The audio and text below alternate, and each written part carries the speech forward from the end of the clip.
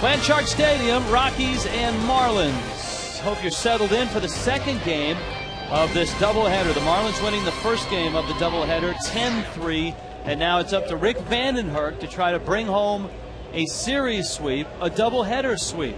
Not easy to do, both of those things, especially against a team like the Rockies. Vandenherk delivers. His first pitch is outside to Seth Smith. I guess the one way to look at it, Rich, it's not easy to do, but on the other hand, right now the Marlins are hot. They're on a nice roll, so you'd like to take advantage of that. Vandenherk misses up. Smith getting the start, the former Ole Miss baseball star and football player.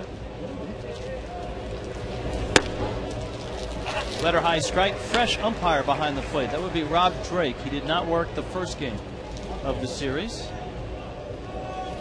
So he's well hydrated, well fed, well rested, nice and cool. And the guy that did work home plate, Mark Carlson, gets this game off. You've got Jeff Kellogg at first, Mark Wegner at second, Damian Beal at third. Those are Smith's numbers. And Vandenherk, an inauspicious start, walks the leadoff man. First couple of starts that Vandenherk had, he was able to get ahead. He kind of stayed away from the bases on balls. He walked 3, though, his last time out. That was against Houston. Gave up just 5 hits and 2 runs, though, and got the win in that game. Here's Gonzalez, who had 2 hits earlier today, including a home run, his 5th of the season.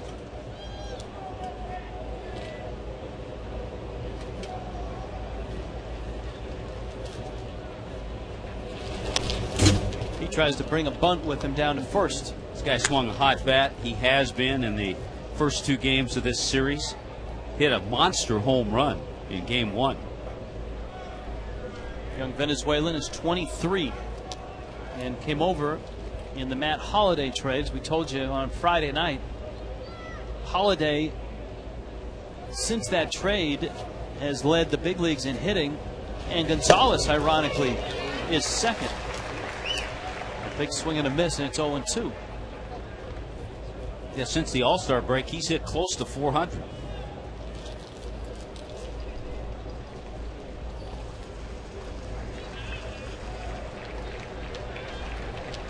Oh-2. Bandy took something off the fastball, and it's 1 ball and 2 strikes. Marlins got 5 innings from Chris Volstad. So the bullpen went this way in the first game of this doubleheader. Dan Meyer for 2, Reniel Pinto for 1, Kiko Calero for 1. It was a long one for Calero. That was a smash in the center field.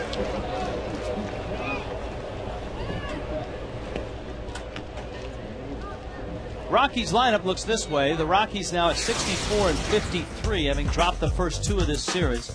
Smith and Gonzalez, you've seen. Todd Helton is coming up. Troy Tulowitzki at short. Brad Hopp is in right field. Garrett Atkins did not start in the first game. He's at third. Clint Barmas is still in the lineup from the first game. He's at second. Yorvit Torrealba is catching. Here's Helton.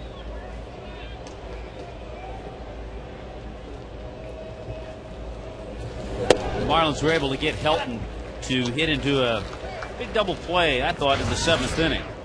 It was against Dan Meyer to end that 7th inning. So Helton, if he hits the ball on the ground, is a double play candidate. Leader of the Rockies, and he has been for some time. This is his 13th year.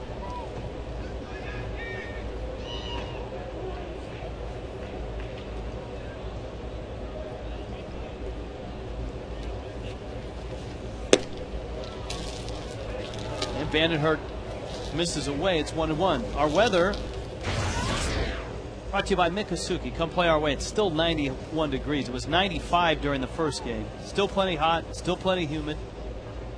On to Houston, where it's 95. Yeah, but we'll be nice and cozy indoors. I trust they'll have the roof closed at Minute Maid. If not, we'll put in a phone call, and I know some people. We'll get that thing shut for you. We'll call your people.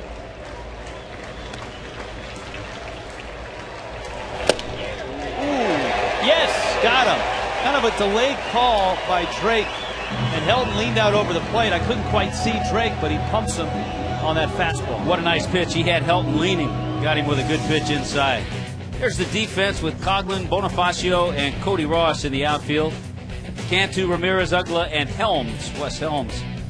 Helms over at third, Cantu's at first, and Paulino's behind the plate. And notice the numbers by each name as we score the game. Those are the numbers that correspond to the positions.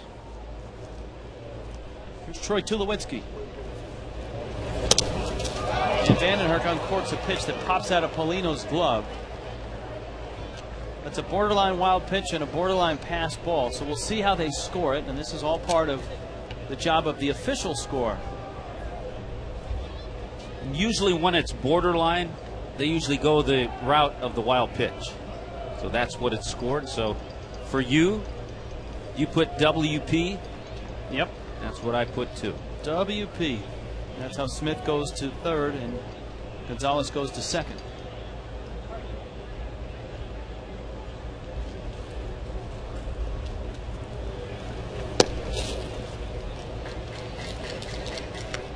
Dangerous guy, Tulowitzki. 1 for 3 today and 1 for 4 on Friday. Yeah, it's a 7-game hitting streak alive right now.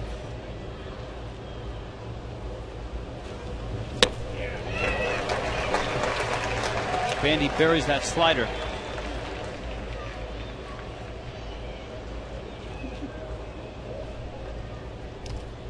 It's 2-1.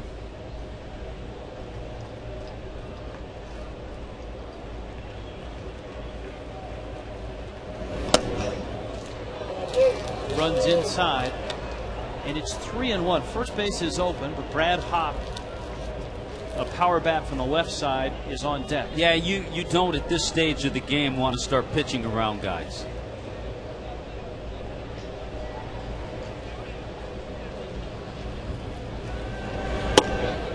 Good pitch. Had him thinking fastball and just flipped up a breaking ball. Didn't have to be a good one. A little bit of a hanger. Just the fact that it had some spin to it, that was the last thing Tulowitzki was looking for.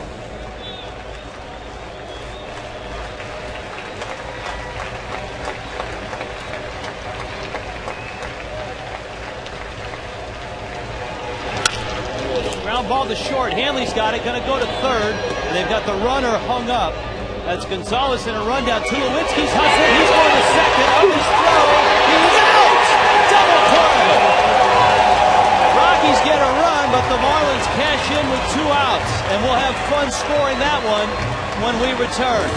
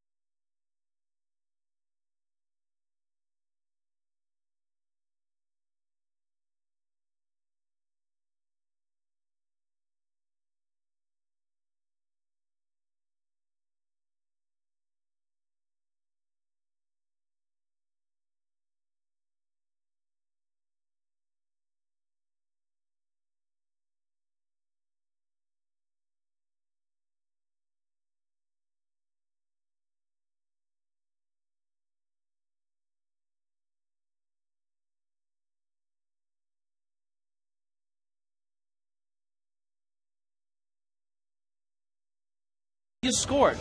Tommy? All right, the shortstop's number 6. He throws it to 5, who throws it to Dan Uggla, 4, and back to Wes Helms. An alert play by Wes Helms. So the double play goes 6, 5, 4, 5.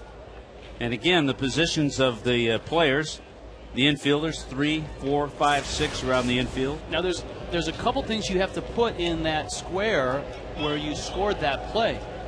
Number 1, the RBI by Tulowitzki. You have to account for the RBI. And number 2, you got to put I put for a double play, DP. I put DP and put a circle around it. Okay.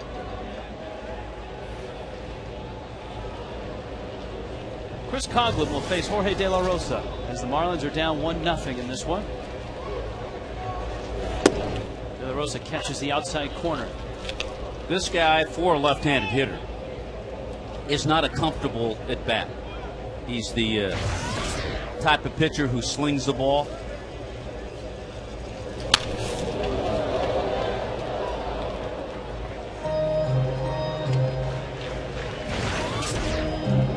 We talked about his 12 strikeout performance against the Marlins. The last time out for De La Rosa against the Cubs, 7 2/3 innings, 7 hits, gave up 1 run, had 11 strikeouts.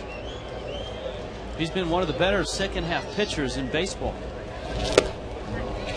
Wow. That's a video game type breaking ball that just went zoom to the outside corner. Here's the Marlins lineup in this second game of the doubleheader. Coughlin, Emilio Bonifacio gets the start in center. Hanley Ramirez at short. Cantu slides over to first. Uggla at second. Ross in right. Helms at third. Polino behind the plate. Vandy hits ninth. If you missed the first game, Nick Johnson left with a strained hamstring.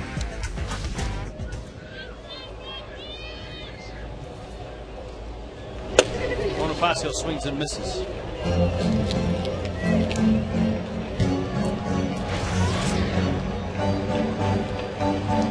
So Emilio is in the starting lineup. The Marlins bench already short with just 4 reserves. Even shorter, we expect that Nick Johnson is not available. He was listed as day-to-day, and that was today.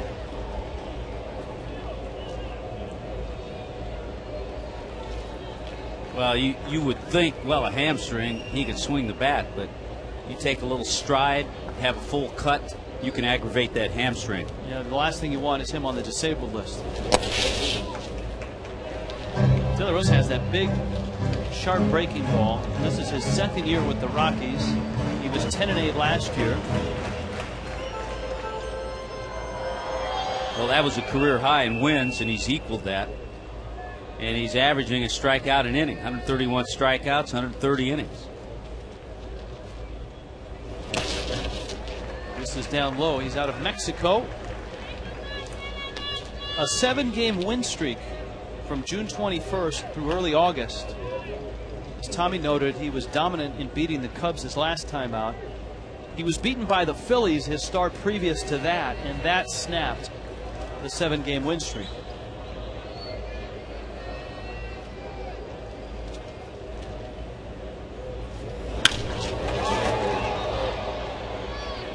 I think you can see by the velocity, the fastball is a good one, a live fastball, 94.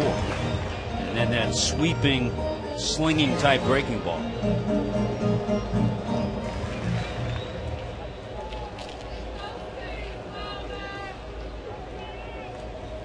Two and two.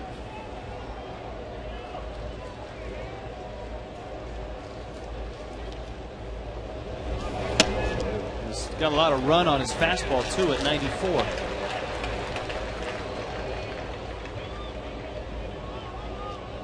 Marlins got to Aaron Cook, and they got to him early. He lasted just 2 1/3 innings in the first game of this doubleheader. 10-3 Fish in the first game. This would be game 2 and game 3 of the series. Off the glove of De La Rosa with Bonifacio's speed. That would be a base hit. That would also be a very nice at bat by Emilio Bonifacio. He hung in there, took some pitches, fouled some pitches off. There's the defense for the Rockies with Smith, Gonzalez, and Hop. See left field, the right field, 7, 8, and 9. Atkins, Tulowitzki, Barmas, and Helton around the infield. The pitcher's number 1. The catcher is number 2, Torrealba. Jim Tracy, who took over from Clint Hurdle after Hurdle was let go, and the Rockies have blossomed under Tracy.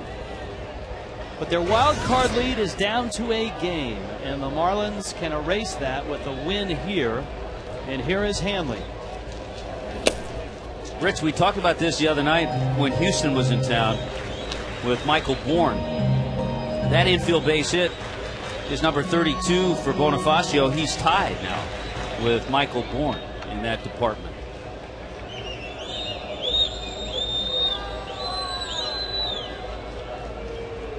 Let's see what kind of read he gets on the lefty.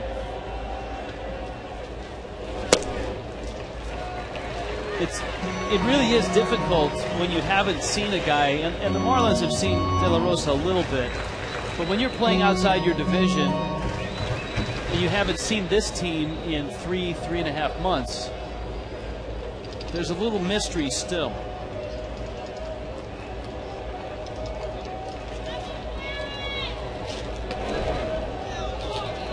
Now in the division, Bonifacio probably could tell you a little something about Cole Hamels' move or Jay Happ's move.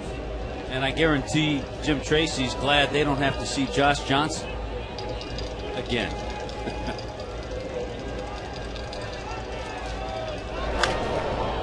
Yeah, Johnson, the game 1 starter in this series, flirted with a perfect game and then took a no-hitter into the 7th. Got 2 outs in that 7th inning before Garrett Atkins pumped one in the seats.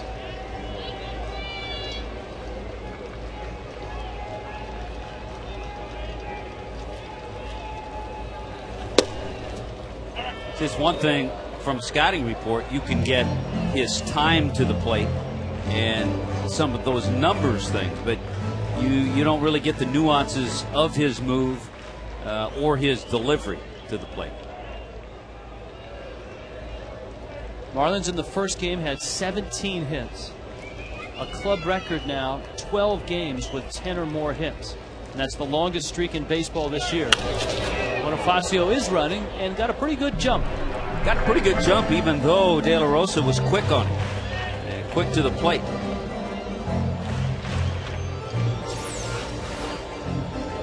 Just a little leg lift, not much, almost a slide step.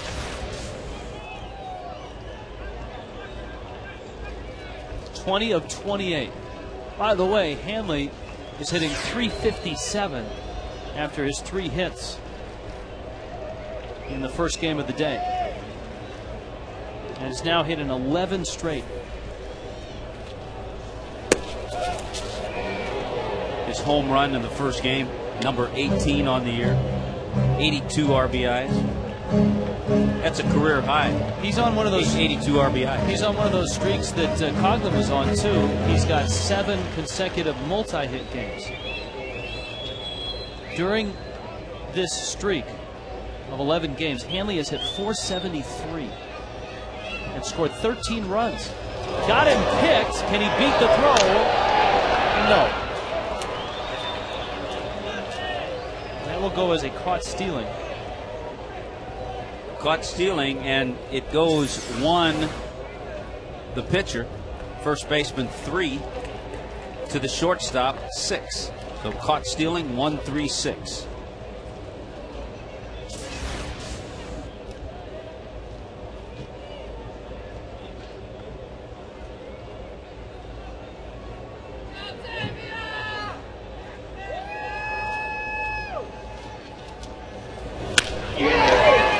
Another hit, and it scoots out to center where Gonzalez picks it up. All right, let's just roll the numbers over. 12 games now for Hanley. The leading hitter in the National League is closing in on .360. Super Saturday on the 29th. Johnny Ventura is the post-game concert. A fireworks spectacular, all presented by Dominican Republic Tourism. See the Marlins and the Padres at 6:10. And fans get a Latin cowbell courtesy of Click It or Ticket. 1877 Marlins. And that begs the question, what's the difference between a cowbell and a Latin cowbell?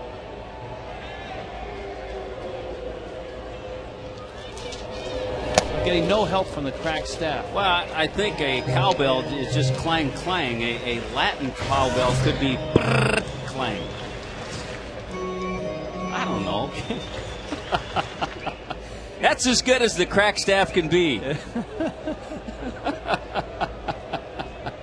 Here's Cantu. We have to ask Cantu because he raises cattle. We'll have to ask Cookie and Raul. Well, we can ask Carlos Lee in Houston because his cattle are in Panama. Now, Cantu's cattle are in Mexico.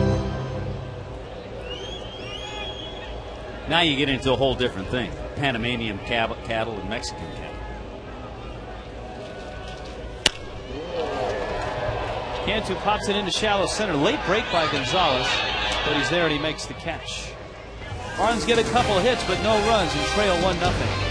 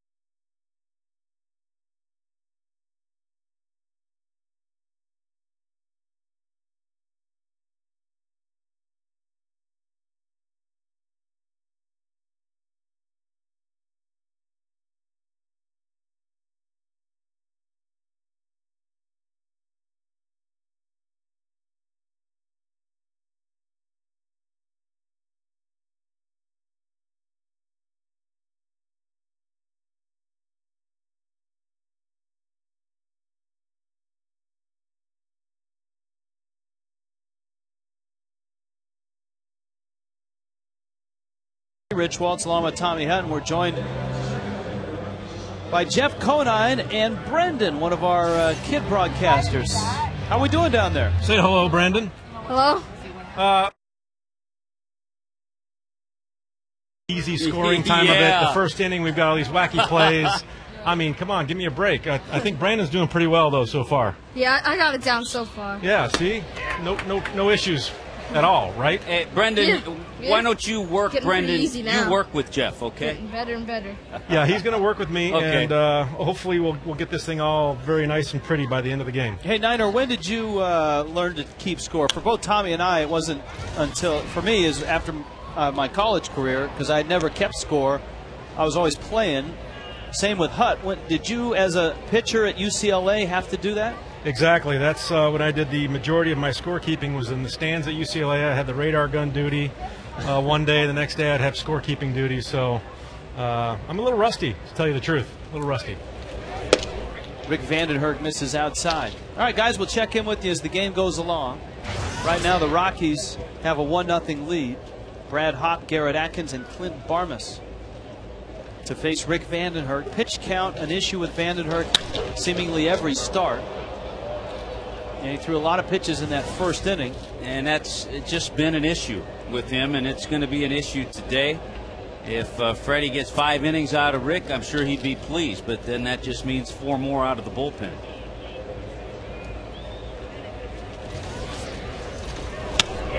And a running fastball dispatches Hop. Because when he does throw the ball in the strike zone, he's got good stuff. He has a live arm.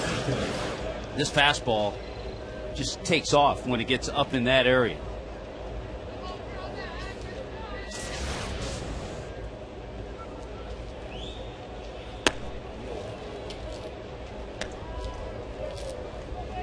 Here is Garrett Atkins.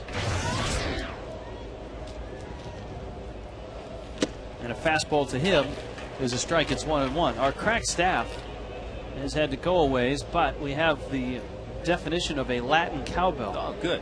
It's used in Latin bands. A cowbell. Helms, long throw. Cantu off the bag. It's a nice play on either end, though. Helms to get to the ball, Cantu to pick it. It's going to be a base hit. Yeah, I'm guessing base hit there. So, Willie Chirino would know what a Latin cowbell is. Yeah, apparently, yes, you're right. And it's the Latin cowbell is played with a bell and a stick, famously used by Will Ferrell in the Saturday Night Live skit. More cowbell. More cowbell. How could you ever forget that skit? By the way, let's get back to scoring the game. That has been scored E5. Oh. And not a base hit. Wow. Over and beyond, deep into foul territory, trying to one-hop a throw over to first. That should be a base hit. Nope, it's been changed. See, I love it when they change. I can hear that in your voice. You were close to going over the edge there. I was, but I really had the feeling they'd change that. And you also know that it's a kid's Sunday, and this is all a learning process. Yes. So, kids at home, if you don't agree with the scorer's call, don't try to rush the scorer's booth. Who was the player? The last player that was it? Oh, that's happened. That's happened a lot. I want to say Milton Bradley, but I think he was going after a broadcaster, actually. He was going after Ryan Lefebvre. Yes. In Kansas City. Our good friend, Barmas, is waiting at the plate. So infield single. I think that the lesson for kids, and this being Kids Sunday, we have our fun in challenging the official score. We see hundreds of games. I think the lesson for kids when you're playing, first of all, the official score is usually apparent. You might not always know the exact what's a hit, what's an error. Don't question it. Just play the game, enjoy it, and don't worry about all that. Time to worry about it up here. Yeah, your OPS in T-ball is not going to get you to the next level. No. That ball might be in the next level. That is a blue cedar by Clint Barmas, and the Rockies have staked themselves to a 3-0 lead. Clint Barmas has been supplying power. Didn't get a hit in the first game, but that's number 18 home run wise for Barmas on the year. It's a fastball out over the plate. And a good, quick, short, solid swing.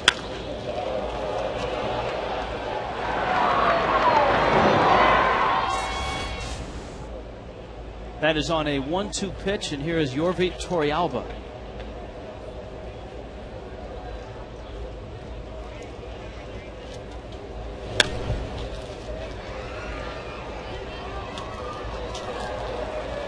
Oh and 1.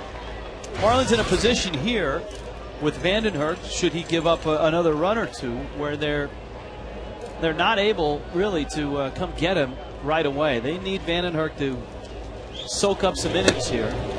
Christian Martinez is probably their long guy, but it's Vandenhurst who gets the start. He's fallen behind 3-0. Mark Wiley watching.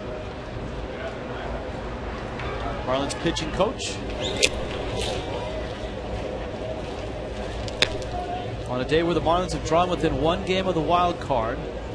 Now tonight, Philadelphia is in Atlanta. Jay Happ, Javier Vasquez. Good matchup in that one.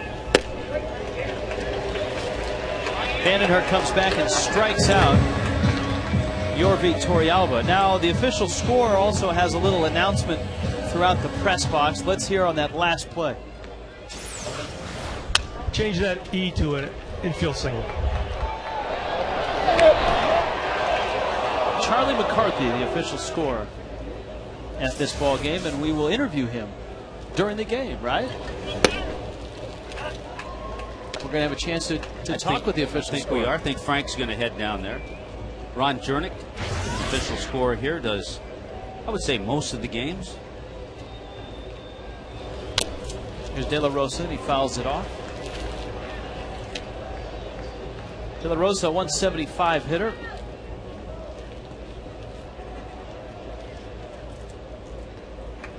Braves, of course, their come-from-behind win yesterday. Vanden Hurk punches out De La Rosa. But Clint Barmas goes yard. A 2-run shot for the Rockies. Colorado with a 3-0 lead.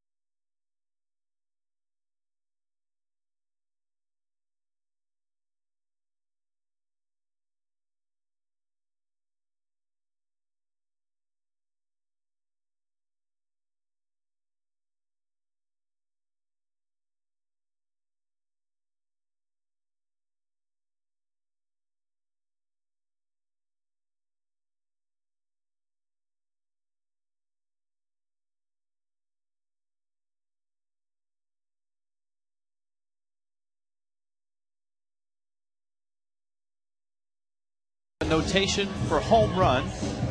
Clint Barmas pumping one in the seats. Everybody has a different way to score a home run.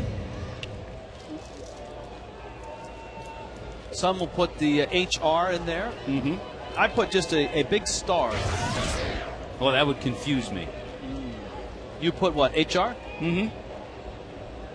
How do you signify 2-run, 3-run, or grand slam? I put HR, I put a little note as to what number it was for Barmas number 18, and then I put 2 RBIs. And I close in the entire box. I know some people don't always do that, but I close in with my pencil the entire box so it's colored. That way I can distinguish right away runs when I see runs on the scorecard. Uggla takes that fastball for a strike. Dan Uggla's got 21 home runs and has driven in 62. Comes in hitting at 242. Breaking ball, turns on it. Atkins across the diamond. This copyrighted telecast presented by the authority of the Florida Marlins may not be reproduced or retransmitted in any form, and the accounts and descriptions may not be disseminated without the express written consent of the Florida Marlins or Walt Weiss. Or EY. Eric Young. Well, that was fitting, though, because Walt Weiss, a former Marlin and Rocky. Yes. So that worked well.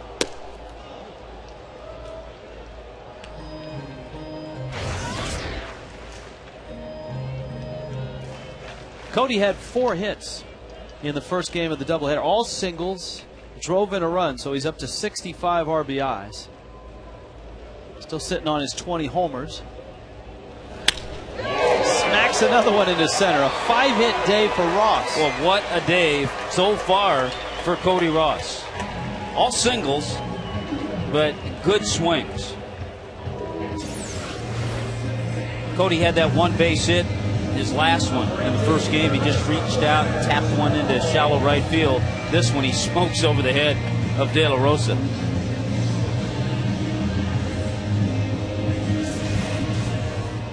Of course, again, remember that series, that incredible series. 4 3-hit games he had at Coors Field. Drove in 15 runs? Yeah. So the Rockies know a little bit about Cody Ross. Helms takes inside. West getting the start. At third base, again, Nick Johnson left the first game with a strained hamstring.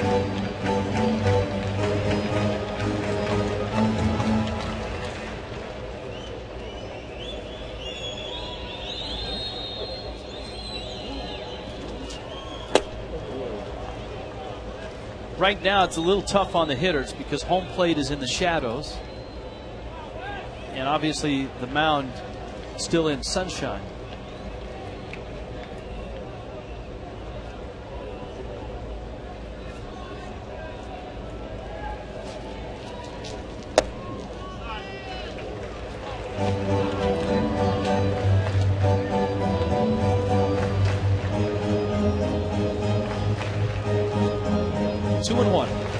Helms had another pinch hit. He and Ross Glode now each have 14 pinch hits, tied for the most in the big leagues. I mean, the team is happy to have the leader in the big leagues in that category. You wonder how many times it's happened that a team has the 2 leaders, guys that are tied for the lead in pinch hitting. Yeah, you're happy if you have a guy that has double figures in pinch hits.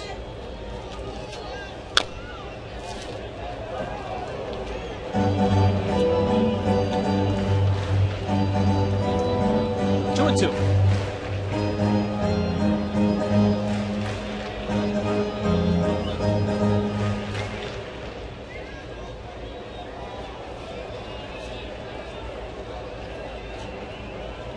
Rockies a 3-0 lead. A quick start against Rick Vandenherk. De La Rosa steps off. Pitching matchups for Houston have yet to be set. The Marlins have Nolasco, West, and Johnson going. The Astros have Bud Norris against Nolasco, and then Wednesday and Thursday undecided. Pulls a ground ball, diving, stopped by Atkins, and he robs Helms of a hit. That is robbery right there. 2 outs here in the second. Tommy, let's go back to that series back in Colorado for Cody Ross, our Jaguar performer of the game. Yeah, there were long balls, there were base hits, there were gappers, there was a little bit of everything from Cody. Ross returning to the Mountain Time Zone. Grew up in New Mexico. Check out the new R Performance vehicles at your local Jaguar dealer or on JaguarUSA.com. He had a ton of family there as well. Yeah, and I think that's what he did to get himself ready for this series. He set his watch to Mountain Time. Paulino. I'll bet you if the Rockies, as we've done a few times, compiling the Marlins killer list, guys that always kill the fish, if the Rockies telecast were to do that, Cody Ross would appear on that team. He might, but playing in Coors Field all those years, there may be a lot of guys on that list. That's a good point. But I think Cody's was done post-Humidor. And post-haste.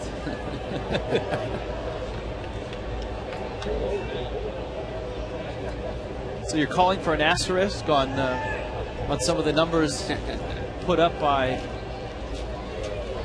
Jeff Kent? Nah, a hit's a hit. You still have to hit. That's true. Some of the other guys out of the West, Ken Caminiti, I'll bet you have big numbers as a Padre.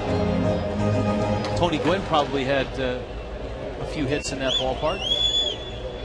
Heck, Hideo Nomo of the Dodgers pitched a no-hitter there against the Rockies.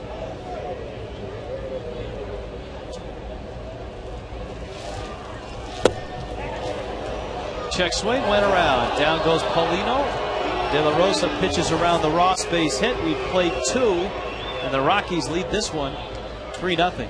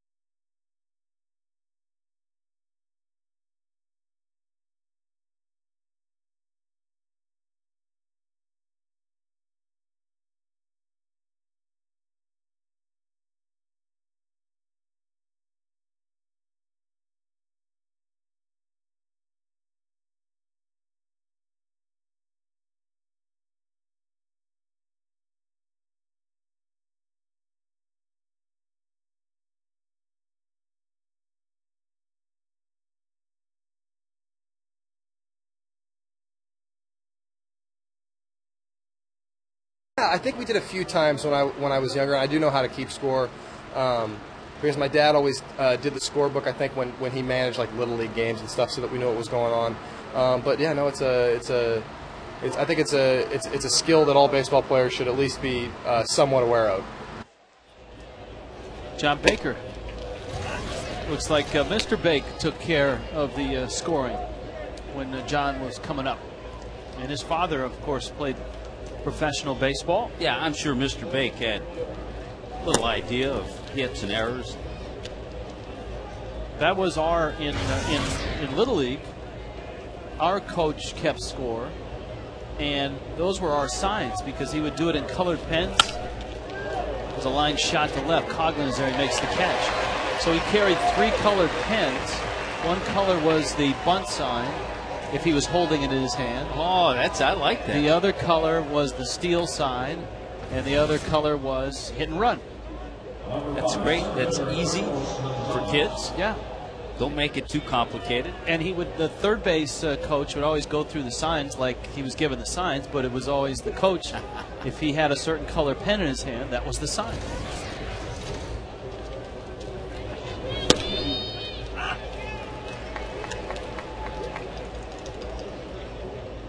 Carlos Gonzalez singled back in the first.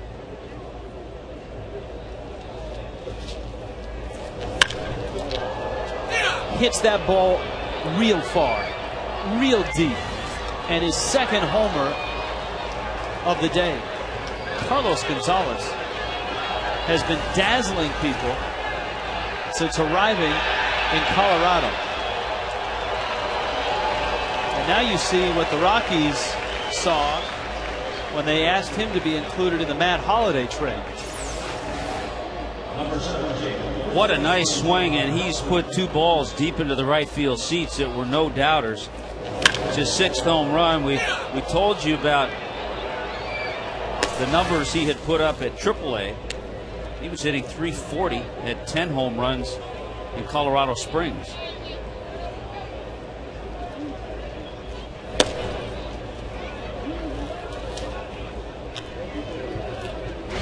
Todd Helton called out on strikes in the first, so it's 4-0. Rockies on top. Since June 4th, no team in baseball has a better record than the Colorado Rockies. The Marlins are second in terms of win percentage in that time span. and have taken the first 2 games of this 3-game series. But here in the final game, the Rockies have jumped out to a 4-0 lead.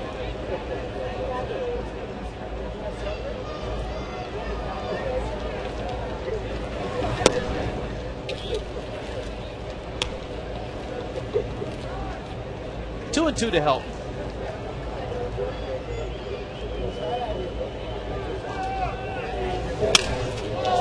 Broken bat and a looper to left. Coughlin races in and he makes the catch.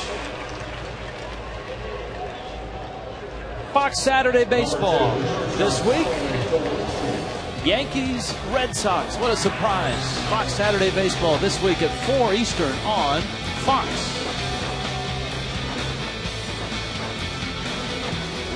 By the way, for Rick Vandenherk, he's given up 8 home runs in about 29, a little under 30 innings so far. So that's a high number. When he makes mistakes, his fastball looks like he straightens out every once in a while, and hitters have good swings. Troy Tulowitzki. And Vandenherk steps off. Tulowitzki is a huge Miami Dolphins fan. I was reading an article that he went out and watched training camp. Chance to see the Dolphins. Talked with Bill Parcells. Brought a bunch of Dolphin t-shirts to the Rockies locker room. He's got a couple of ex-college quarterbacks on that team, and Seth Smith of Ole Miss, and of course Helton from Tennessee.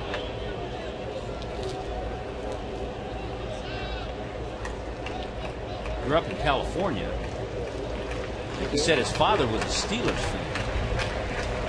He went to Long Beach State. They don't have football there anymore. Yeah, and I think he said, you know, as a kid, you always want to pick the opposite of your father, and so I think the Steelers were playing the Dolphins, and he loved Dan Marino, and all of a sudden fell in love with the Dolphins.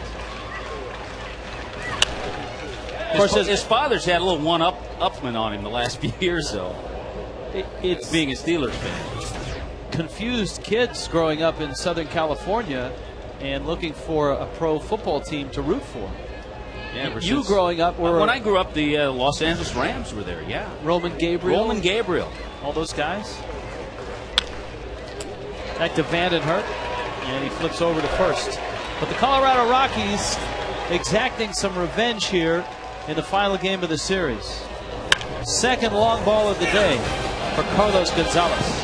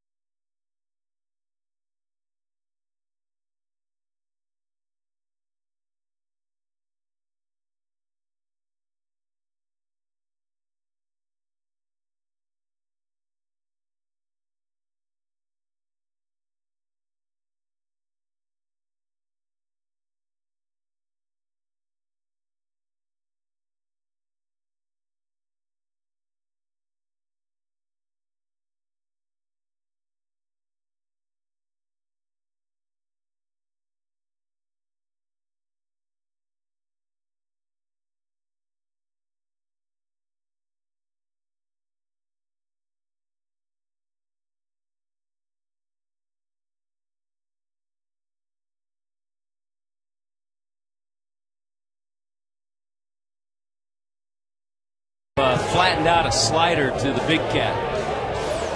Everybody's pointing up there. Here is Rick Vandenherk. That's why I wish they would estimate or count the distance in home runs that are hit in this ballpark. They've stopped doing it because you want to know some of the history. You want to know if Hanley goes up there or Ugla goes up there, how close was that to Galarraga's shot? Yeah. Oh, I agree.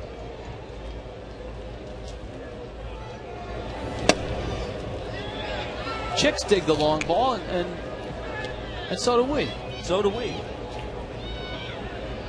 We'll see some long balls hit at Minute Maid.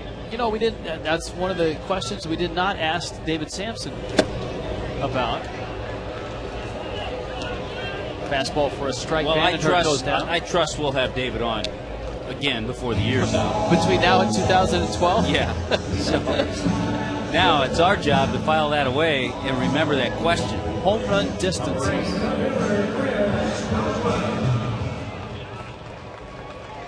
Top of the order, Coughlin, and then Bonifacio.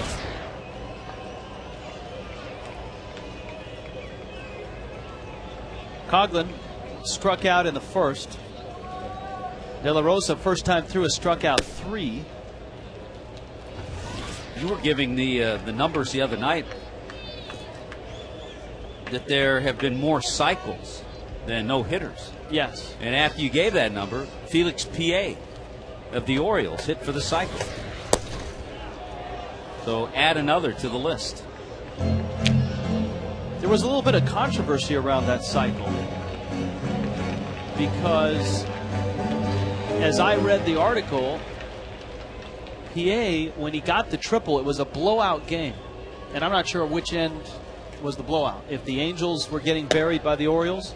No, Baltimore ended up beating the Angels 16-6.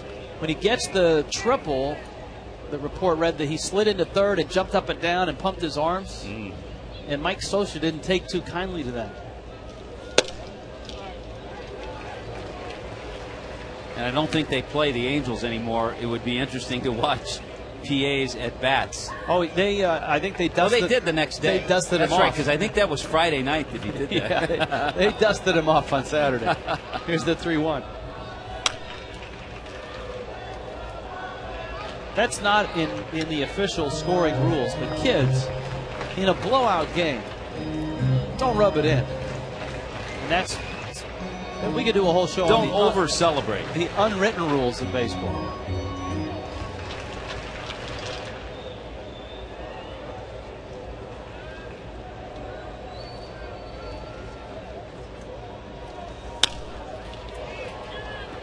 Coughlin hits a pop-up. Tulowitzki's out there. Look out. Seth Smith takes it instead. So Coughlin pops out. Here comes Bonifacio. Fish and chips, a tasty meal, and a big party. It's the Marlins Community Foundation Casino Party coming up on Thursday the 27th at the Fairmont Turnberry Isle Resort and Club in Aventura. Marlins players, coaches, and other celebrities will be there at 6 o'clock for an exciting evening of fun. 1-877-MARLINS. Which category do we fall into? Others? Others receiving votes. Others attending. Tommy and I will be parking cars at the event. But we'll be doing it in our Tommy Bahama shirts.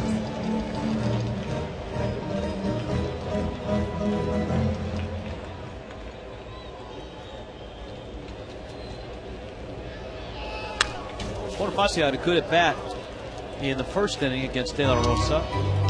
Worked a 2-2 count, fouled off some pitches, and then banged a hot shot back up the box off of De La Rosa's glove for a single. They are delayed in St. Louis. 5-4 Padres, bottom 8. The rain that has hit Chicago, that postponed that game, is now in St. Louis. And you know the Cardinals are going to wait forever. They're at home, and they're down a run in the 8th. Dodgers are wiping out Arizona 7-0. That's going to the 8th. The Marlins, of course, won the first game of this doubleheader by a score of 10-3. Phillies and Braves tonight.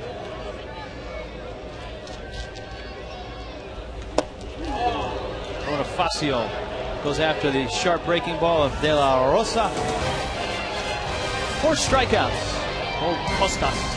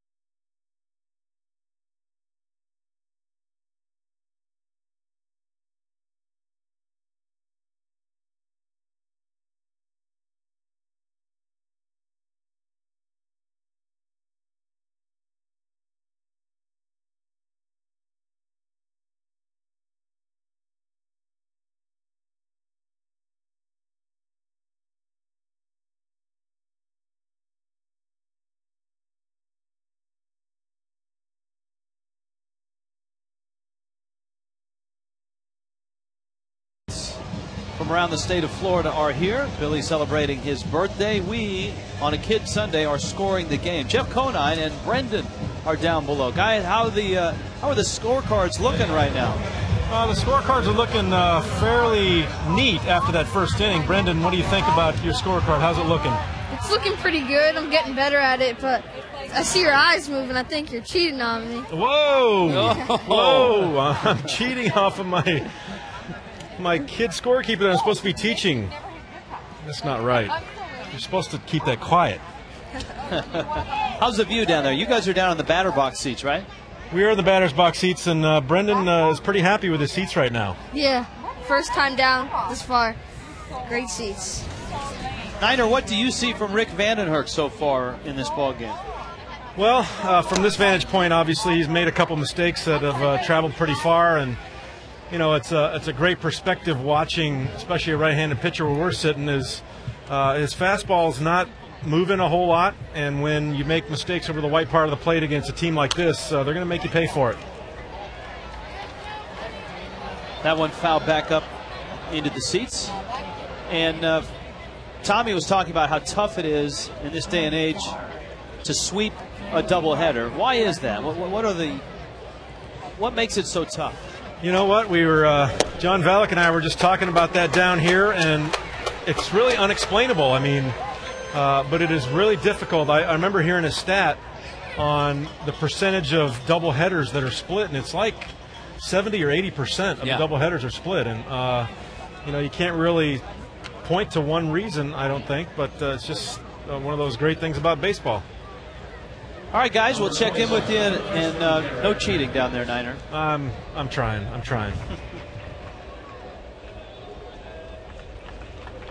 Garrett Atkins now. It is a crazy thought, because you would think, with the Marlins having been on such a roll in Game 1, 17 base hits, 10 runs, they would just continue that. But, you know, it's a whole new pitcher and a good pitcher in De La Rosa. And it's a different game.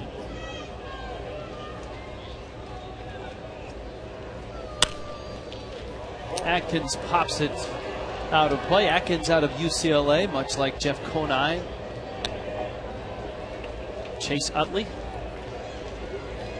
Troy Gloss. Long list of UCLA players in the big leagues.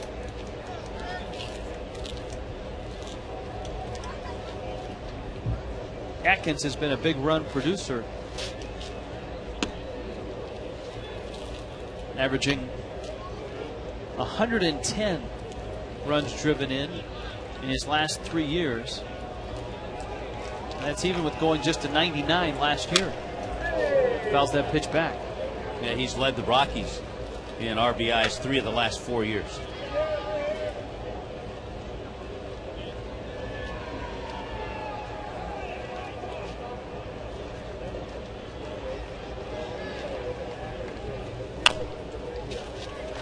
Well, one hopper. Vandy scoops it over to first. And he's got 2 quick outs here in the 4th. We haven't seen the duck yet. How do you score the duck? Only player to steal home twice, Rockies history.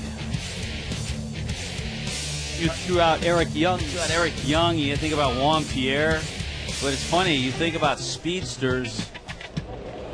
Sometimes they're not always the ones, because a lot of times the steal home isn't a straight steal home. It's a back end of double steal, the front end of the double steal. How about Larry Walker?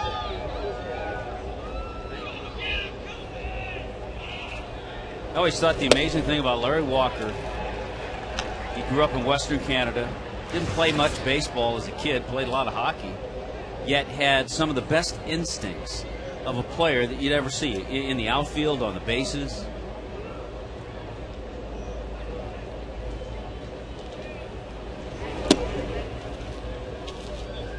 He had better instincts than a lot of guys that had been playing the game since they were 4 or 5 years old. They were little kids, yeah.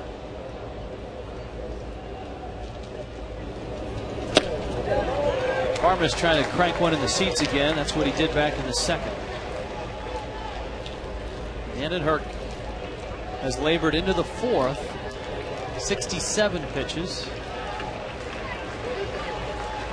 And there's 2-2 to Barmes. Got him. Struck him out. So Vandy goes 1-2-3 through the Rockies in the 4th. The Marlins down by 4.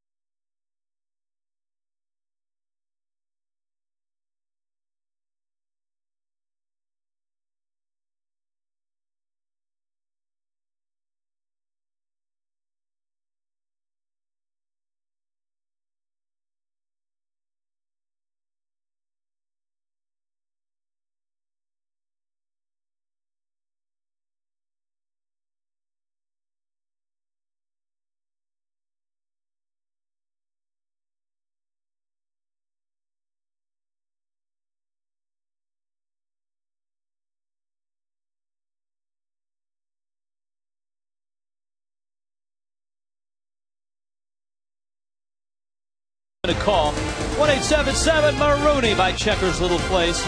Big Taste by Corona, official sponsor of the timeout.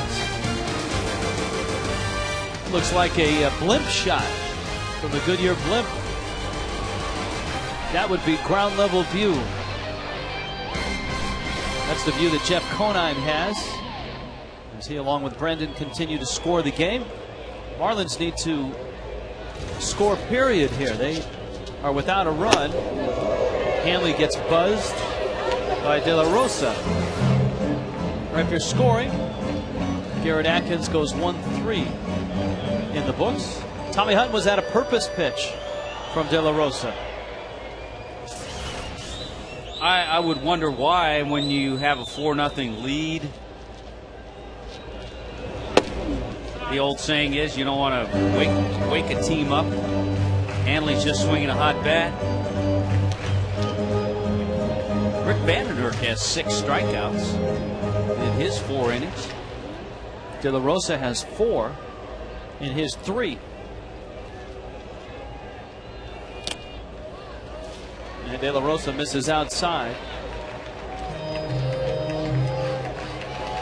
It's one of those guys that the Rockies got, and it wasn't a trade that made headlines. And not a lot of people took notice of it, but it's turned out nicely for them. De La Rosa was acquired from Kansas City, and he was in AAA, and he was acquired for cash considerations. That's not too bad. No, I mean, he's a serviceable starter. This is his 23rd start. His ERA is under 5 at Coors Field, but he walks Hanley Ramirez. Going to bring up Cantu and then Ugla. One thing that Jim Tracy has, and this is one of the reasons they've played so consistently, he has 4 starters that have 10 or more wins. Aaron Cook, De La Rosa, Waldo Jimenez, and Jason Marquis. But when you can send every day a guy out there who's double figures in wins right now, that helps you keep some streaks alive. He's got a closer that's been pretty good this year.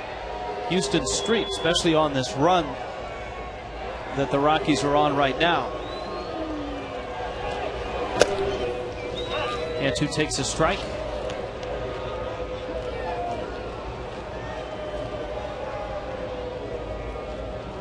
Jorge hit a shallow fly ball to center back in the first. Remember, De La Rosa picked off Bonifacio in the first. Though it is a bit of a scoring oddity, that play goes as a caught stealing. If you as a base runner are breaking towards second, even if there's a little lean. Yep, when a pitcher goes over to first and you're caught in a rundown, that's a caught stealing.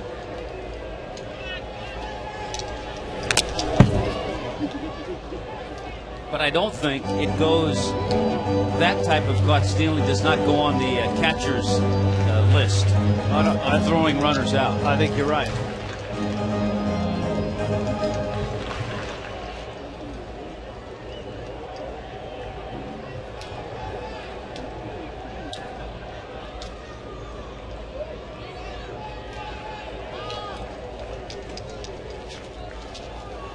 Ball in the dirt. They do keep pickoffs for pitchers. How many pickoffs do you have? I wonder if that goes in the books as a pickoff, since Bonifacio was running on the first motion and got thrown out at second. See, I think it should. I do too, but don't know. Crack staff in motion.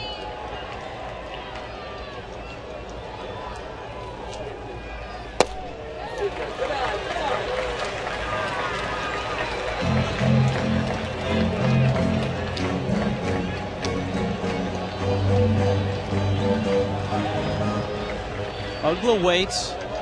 3-2 count. It's been all Rockies in this one. The Marlins wiped out Colorado in the first game of the doubleheader. Cantu, nice line drive into right field. Dive. Did he catch it? No. No catch. And Hanley scampers to second. Tough for Hanley because the ball disappeared as Hop tumbled over it. And he wasn't sure if he goes to second, he might have been doubled up for first. Here's a look. Yeah, I thought he caught it because you're not able to see behind him. And Hanley had to hold. You're right, he doesn't really get doubled up because he caught the ball initially, got to it, but when he rolled over, it popped out of his glove. So good base running by Hanley to reset himself and get to second base. And a hard line drive by Jorge Cantu. That is a simple single, but if you want to make a notation in your scorebook, and broadcasters will do that just so you can tell what a line drive or a ground ball single and differentiate between the two. They say swing on that Ugla, check, and it's 0-1.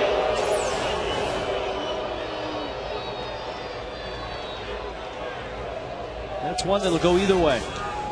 I think more often than not, and we've talked about that, more often than not, it seems like it goes the way of the strike.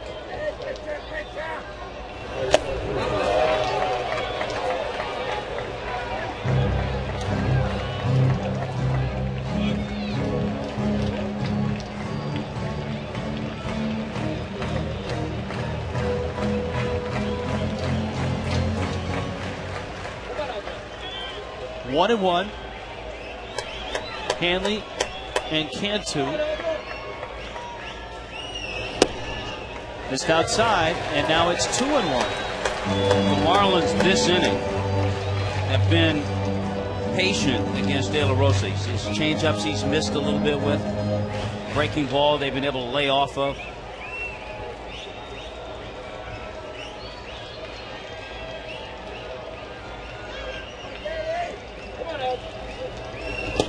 Down. Ooh, that's a strike. I was about to say down low for ball 3. Well, I think Dan Ugla thought it was down low. He's not had a fun at bat. Wow. He had the check swing that was called a strike, then that one. So right now he's not having a whole lot of fun up there in this AB.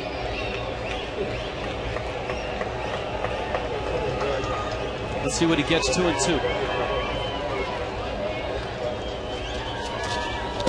In the dirt, counts 4. Hottest Marlin today is on deck. Cody Ross has 5 hits today in the doubleheader. Ugla's 0 for 1 in this one. He was 1 for 2 with 3 walks in the first game.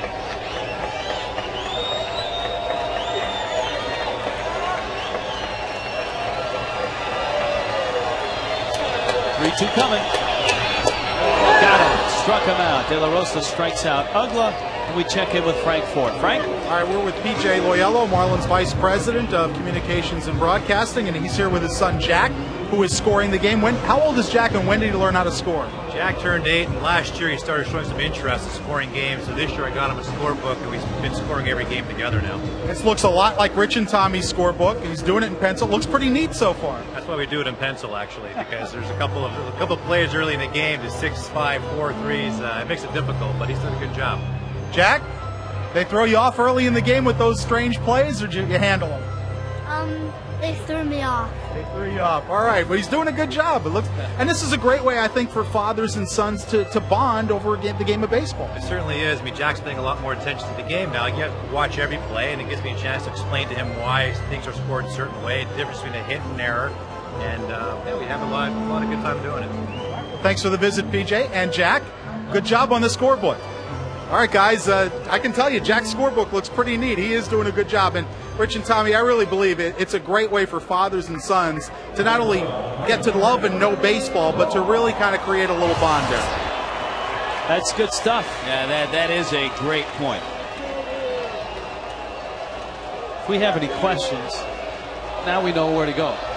We'll go to Jack. Jack. Cody's up. As Tommy pointed out, 5 hits on the day, a single here, 4 singles with an RBI in the first game. Marlins trying to climb back in here, down 4-0.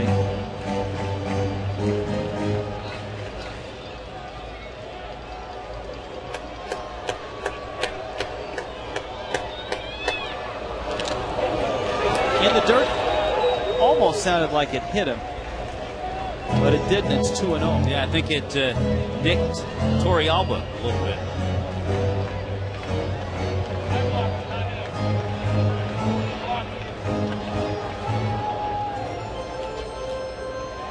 I think Rob Drake, the home plate umpire, got it as well.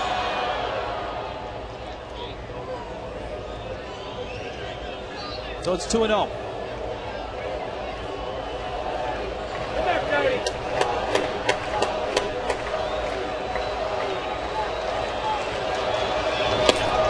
De La Rosa misses down low, 3-0. All right, do you give Cody Ross the green light? One swing, he can get you right back in the game.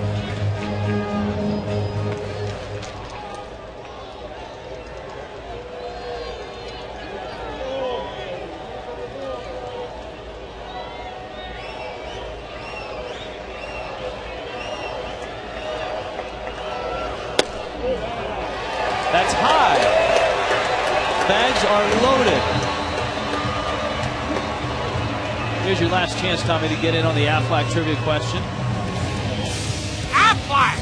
Which Rocky Stole home twice. I'm going to go with Eric Young. I'll go Larry Walker. All right. Don't tell me. Todd Helton. Yeah, I told you a lot of times, front end of a double steal. Runner at first base takes off, maybe gets in a run down. The guy from third comes in and scores. There's one out. You can see the infield's back and the corners are back as well. So Helms is up against the lefty De La Rosa. Big breaking ball's high. De La Rosa has walked 2 this inning. Was it this year, I believe, Jacoby Ellsbury against the Yankees, and Andy Pettitte had a straight steal of home.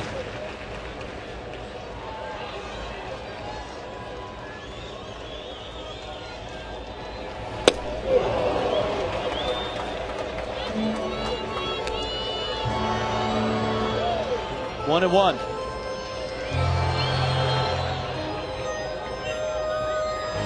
Look at that. 9 out of 10 times with less than 2 outs.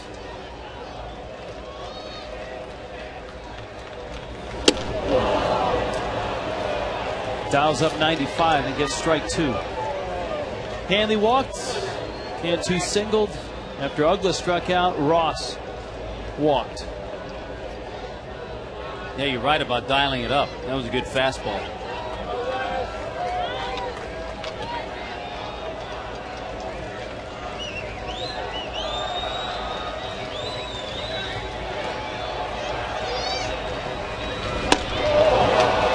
Dialed it up again. And struck him out.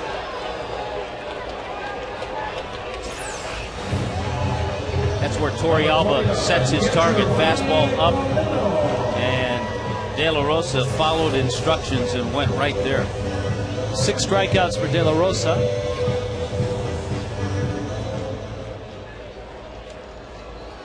Here now Paulino.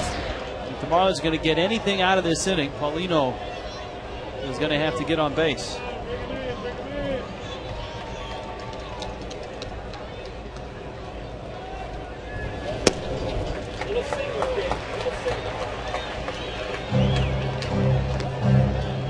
Ronnie called out on strikes in the second.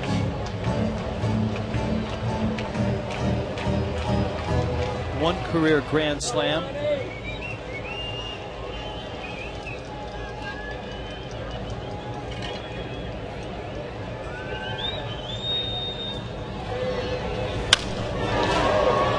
How about the crazy game in Baltimore?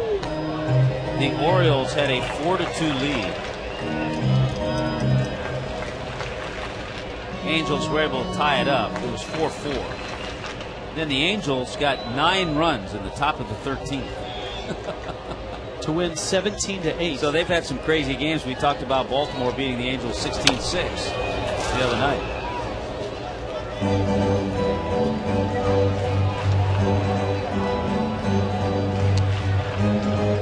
Torrey Hunter was back in the lineup for the Angels in that ball game.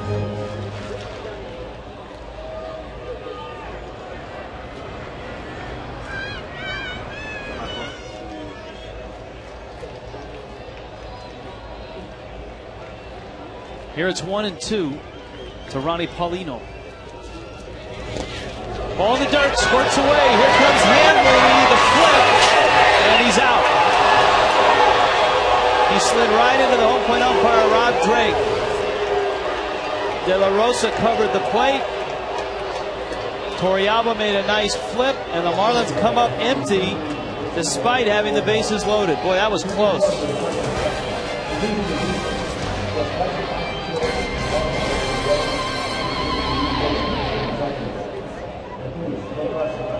There's 250 of these recycling bins, so hopefully get the recycling.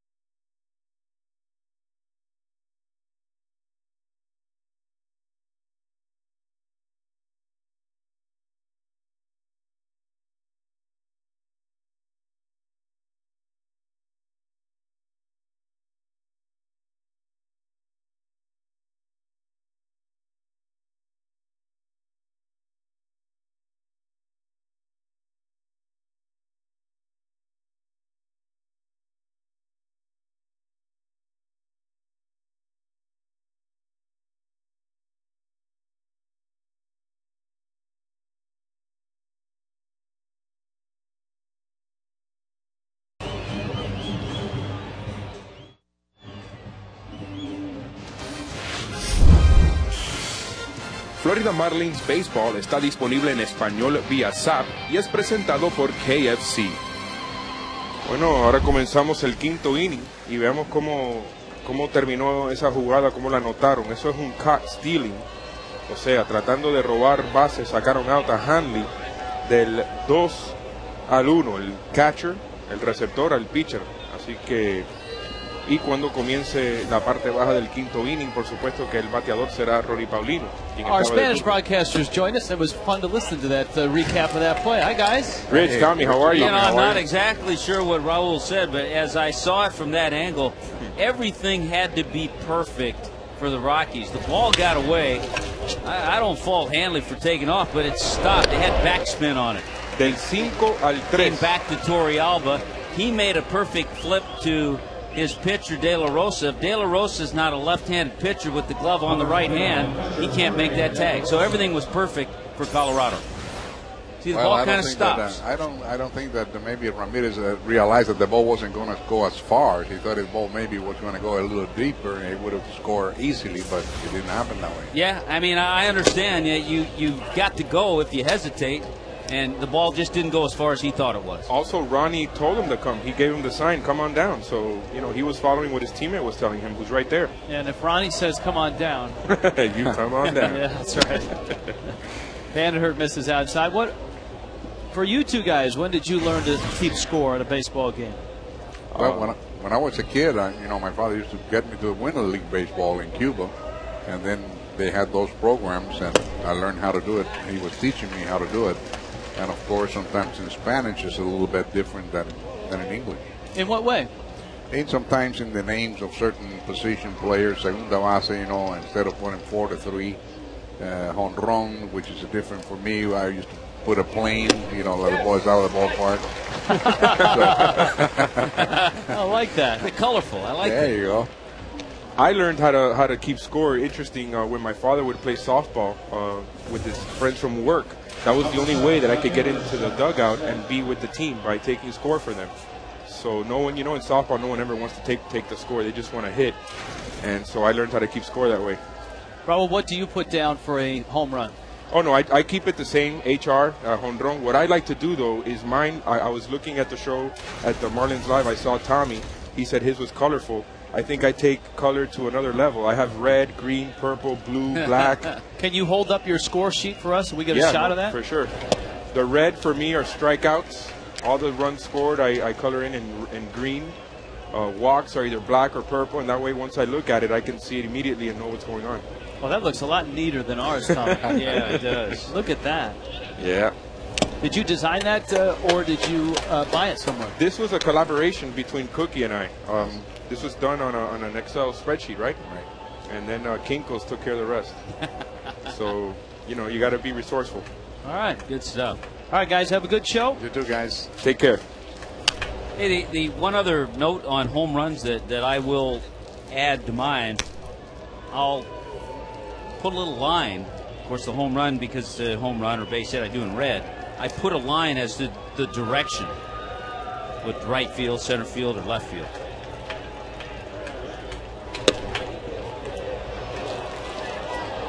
Let's check in to see Brendan and Jeff, see how they're doing.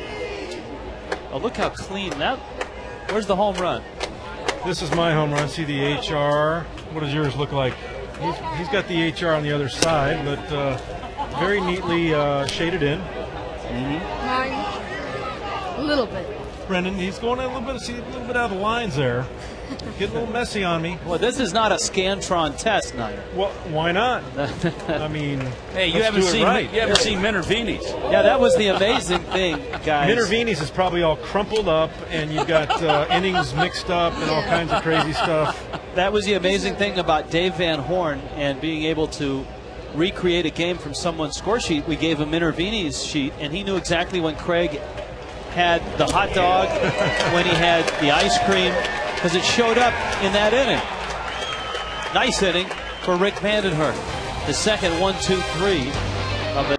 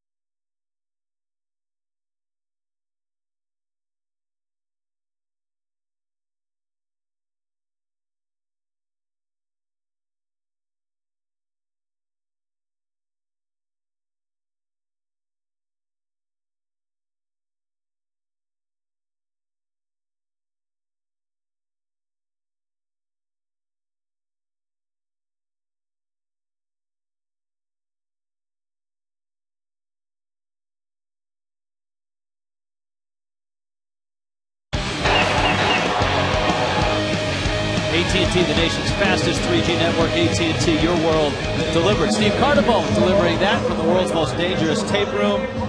Mascot Mania on Billy's birthday. That's a lot of fuzz and fur and foam padding on a hot night. Second of a doubleheader. Marlins winners of the first one and won it big 10-3. Paulino laces one into left. Of course, the thought is, wow, if Hanley had not got thrown out the plate, but the other extension of that is Ronnie Paulino may not have seen the same pitch either.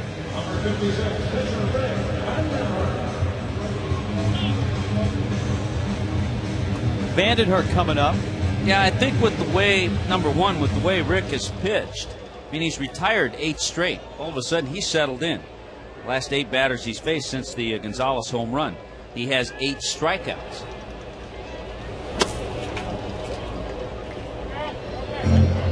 De La Rosa misses down low. And even though it's a 4-0 game, you'd love to ride Vandenhurst as long as you can so that the relievers you have left you can use strategically rather than guys have to go an inning apiece. If you need a matchup late in the game, you can do that. Helton on the run, and it goes into center field. Paulino trucks him to third, and the Rockies get greedy and make a big mistake.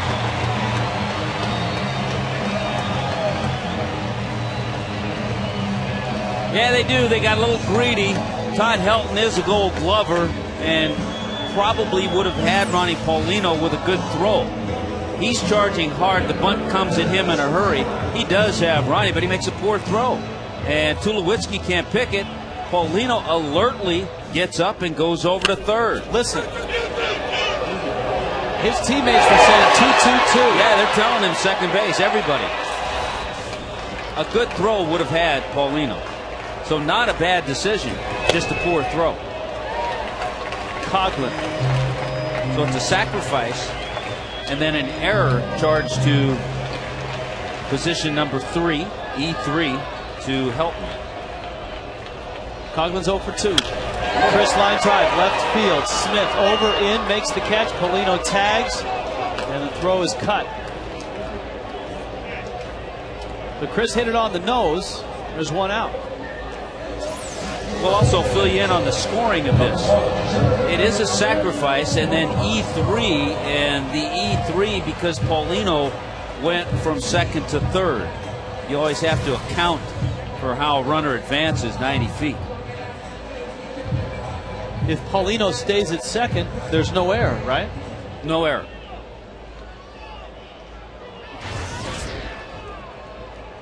Here's Bonifacio.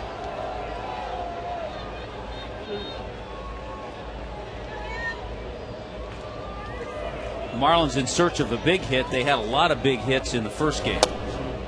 They had a lot of hits, period. Just 5 hits in this one. 17 in that first game. The ball was hit well, though, by Chris Coughlin.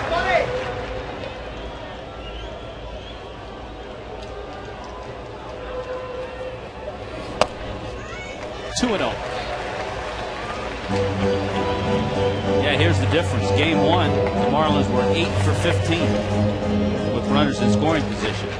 0 for 4 so far in this game.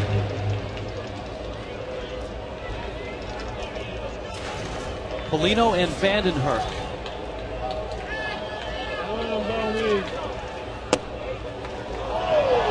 That's a strike.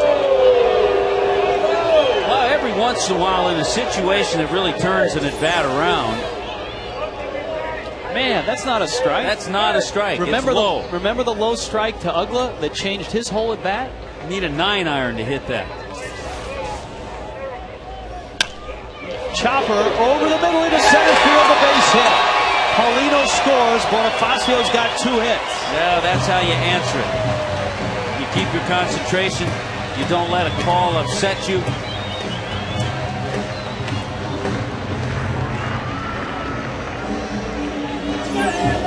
So good job by Bonifacio. Chops it on the ground. That's a good swing for him just to do that. out of the reach of Parmas, and it brings the Rockies manager out, Jim Tracy, not the pitching coach, the manager. Well, it's a key moment here, and this is a very big game for both of these teams. Maybe bigger for the Rockies, because the Rockies came in here with a 3-game lead in the wild card over the Marlins. The Marlins beat them on Friday night, got rained out last night, beat them in the first game of this doubleheader. So the Fish are a game back. At the very least, the Marlins will have made up a game from the start of this series.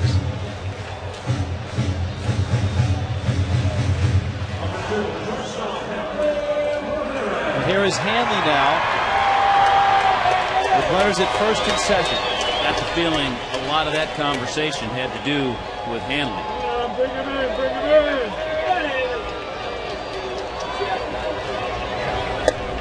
Hanley takes low and inside.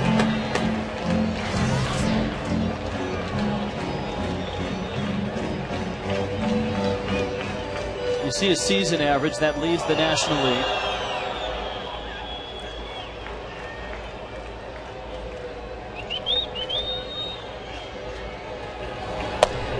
That's really low. Runners in scoring position. Hanley has been especially good. Just a point behind Yunel Escobar to start the day. Those guys, the last couple of months, kind of gone back and forth in that category. Look at that. 2-0 coming.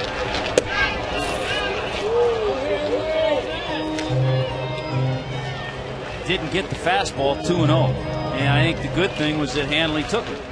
Sometimes he'll swing at a pitch because of the count, even if he doesn't get his pitch.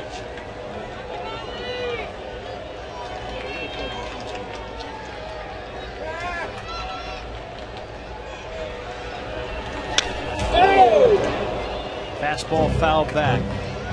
This shortstop has the aberration of this shortstop. Our Geico quote of the day: I see him as the best in the league. If I had to start a team, he's the guy I'd start with.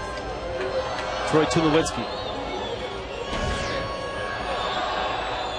A good shortstop, talking about a great shortstop. And Tulowitzki is trending upward. Yes. After a down year last year.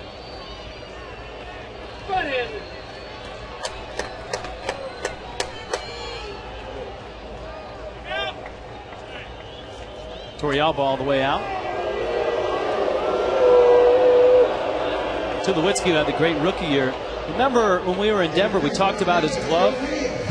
That's the glove he used at Long Beach State. Look at that thing. How flat it is, how beat up it is. He said when he got to the big leagues, Walt Weiss, who works with the Rockies, saw him with that glove, and he asked him, man, how long have you had that? And Tulowitzki told him, oh, it's my gamer. You know, I've had it since college. And Weiss said, I got some advice for you. Don't use it during batting practice and in spring training, because if you want it to last, you want to try to keep it as fresh as you can. The amazing thing about these two shortstops we're talking about, Tulowitzki's 24, Hanley's only 25. Count is full. Look how old. Look at the pocket. How that thing's been restrung a few times. Restrung, patched up. Check swing. He hits. Wow. Big call by Jeff Kellogg.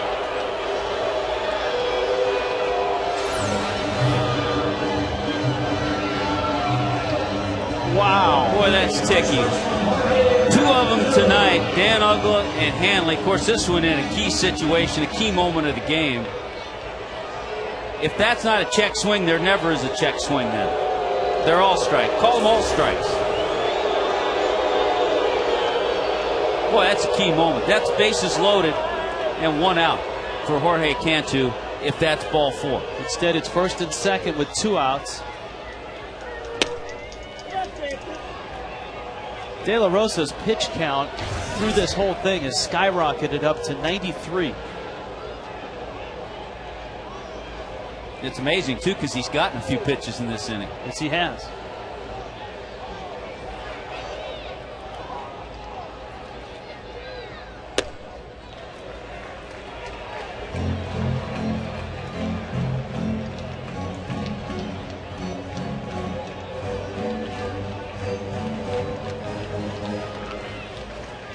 Bonifacio, Vandenhert.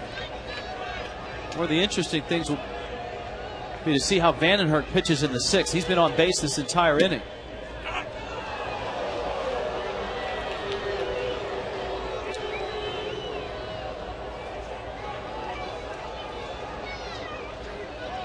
Two and one to Cantu.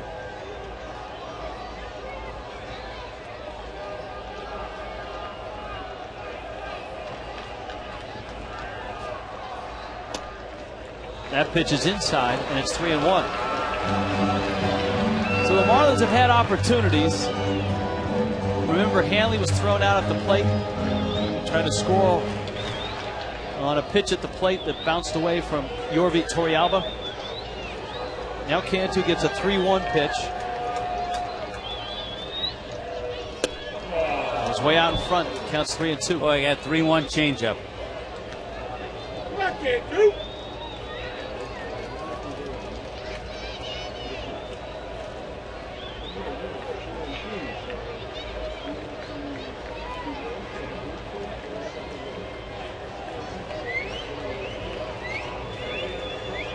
Everybody will be on the move.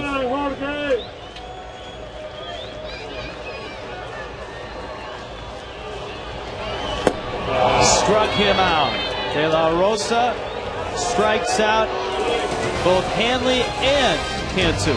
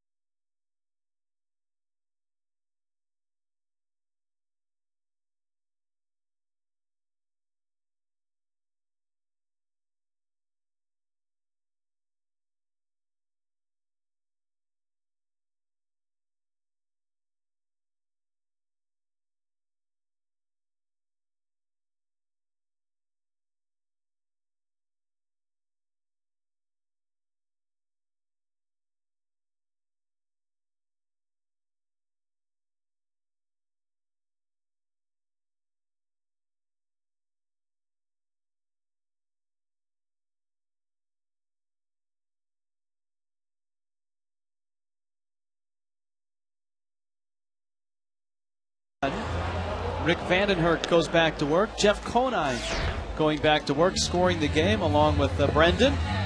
Any nuances, any problems down there, Niner? Everything under control? Well, everything's under control, but I think I've been duped a little bit. I don't know if you want to take a look at Brendan's scorecard right now, but all of a sudden he's got colors. He's got pink, he's got yellow. It's all making it look nice and spiced up. And look at mine, just plain old pencil. He's jealous. I don't know what's going on over here. And yes, I am jealous. He's got scorecard. It's looking good so far. It does look good. Now, Niner, where'd you guys get those actual score sheets? I think our illustrious producer, John Valek, got them off the internet. You know, it says baseball scorecard for children right here, and I'm having a difficult time with it. So does that make me feel bad? Yes, it does. Brendan doesn't seem to be having a problem with it. Yeah. All right, guys. I will make a quick note on you're talking about Tulowitzki's ugly glove. I played with Walt Weiss here in 1993, and he had one of the ugliest gloves I've ever seen in my entire baseball career. So he spoke to Tulowitzki out of experience in that if you're going to keep your gamer for 5-6 years, you have to only use it in games, right? I think he had his for 25 or 26 years because it was an ugly piece of leather. Wow, Bonifacio makes the catch. All right, guys, we'll check back. Somebody get some crayons down to Niner. Please help me out here. Please help me out. Maybe some whiteout, too. Hey. This is an interesting inning for Vandenhert. Not only has he been out on base running around, but this is the part of the order that is the big part of the order for the Rockies. Gonzalez had 2 hits against him. Vandenhert gets Gonzalez. Now Helton, and then Tulowitzki.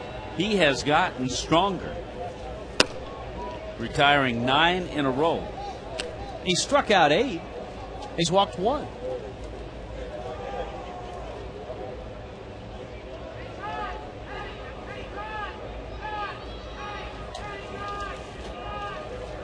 He's 1 away from his career high in strikeouts.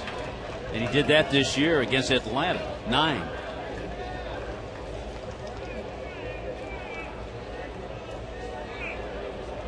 And in the second game of a doubleheader,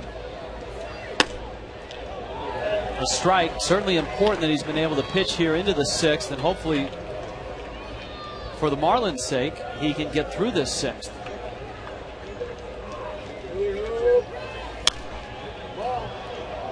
Big swing by Helton. Todd Helton with some enormous career numbers that have accumulated. Many people have pointed to the fact that he has played half his games at Coors Field. He's a great player, and certainly when he's done with the game, his numbers will be measured against others in terms of Hall of Fame credentials. Swing and a miss. Do you think, Tommy, that the Coors Field factor will work against him? I think it will. I think if he has a couple more years, though, I think he's Hall of Fame ready. But I think it'll hurt him. Tonight at Petco Park in San Diego, the USA's best high school baseball players and Florida's best will take the national stage in the 7th annual Aflac All-American High School Baseball Classic. There's Tulowitzki, takes down low. It's an 8 o'clock start. You've got some players from Florida high schools. Michael Arenciba out of Key West. Yordi Cabrera out of Lakeland. Oviedo High has A.J. Cole. Chipley High's got Karsten Whitson. And Tampa's Catholic High School has Shane Rowland. So some great Florida high school players in that game tonight. There you go. Boy, he is working with ease. Tied that career high. And he can say he tied it, striking out Todd Helton.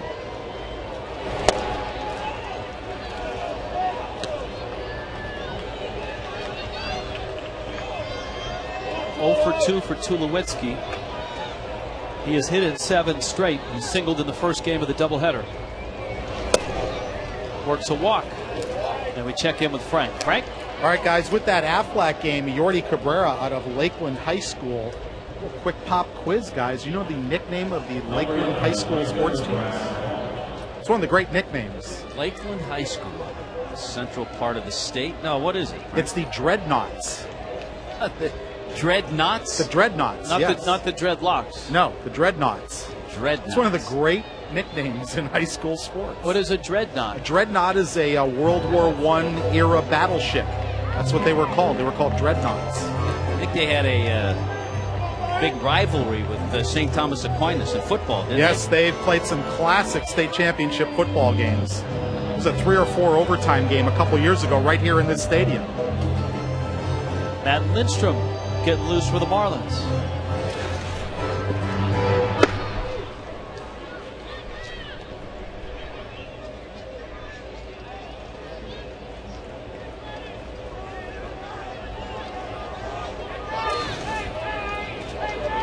Brad Hopp now. Vandenhert chases him back.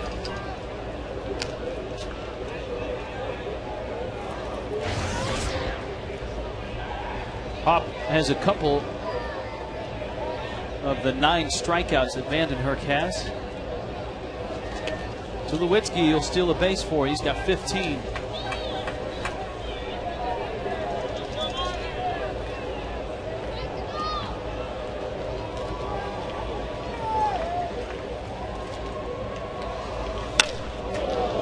Liner to left, hit pretty well. Let's see if Coughlin plays it off the wall. No, it's gone. That just snuck out. Coughlin was expecting it to bounce back. I expected it to bounce back. Hop carries it right out of here. And Rick Vandenherk was hoping it would bounce back. Boy, that ball was crushed by Hop. Boy, after having such a low fastball tailed out over the middle of the plate, Hop's 16th home run of the season. And it's a line that you're going to look at Rick's in the box score tomorrow, and you say, hey, he didn't pitch that well, 6 runs, but I mean, he's actually thrown the ball very well today. 3 home runs. And when he's made a mistake, this power hitting Rockies team has taken advantage. Carlos Gonzalez, Clint Barmas, and now Brad Hop. 0-2. And the thing that hurts is the home run comes after a 2-out walk.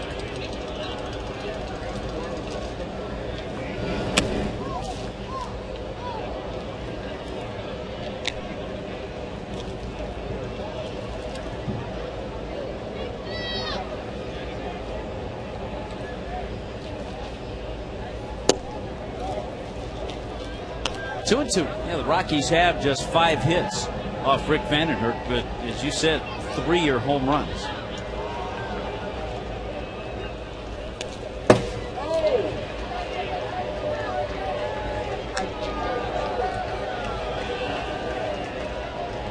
Well, Lindstrom is ready. If he loses Atkins, in all likelihood, he would come out. Let's see if that's true. Yep, here comes Freddie. And Vandenherk is on his way out. Marlins going to the bullpen. Lindstrom comes in. Here's our Marooney. Called to the bullpen. When you need a car, truck or van, who you gonna call? Marooney!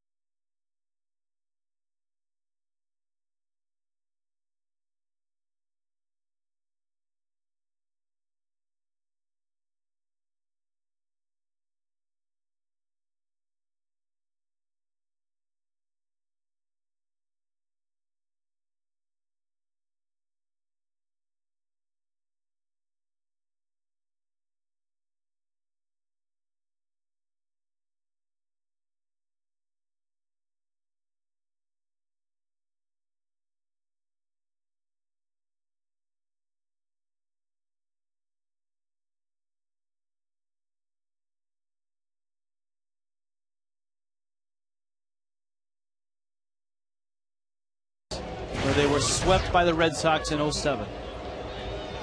I think it's a great opportunity, and I think if Matt Lindstrom in his next couple of outings can show Freddie that he has the slider, the fastball, the splitter, working, he's got a chance to ease into that closer role again.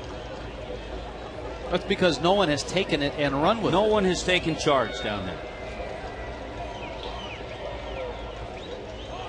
It's amazing as poorly, of course they make up for it with all their offense, but as poorly as Brad Lidge has been for the Phillies, he keeps getting sent out there by Charlie Manuel. And the Marlins are maybe not as severe as Lidge's breakdowns this year, but the Marlins have not had a lights out, shut the door closer all season long. Roller up the middle, Ugla bobbles and just got him at second. Well, that was close. Atkins is out. A little smile from Dan. But the Rockies knock Vandenherk out with a 2-run homer, and it's 6-1.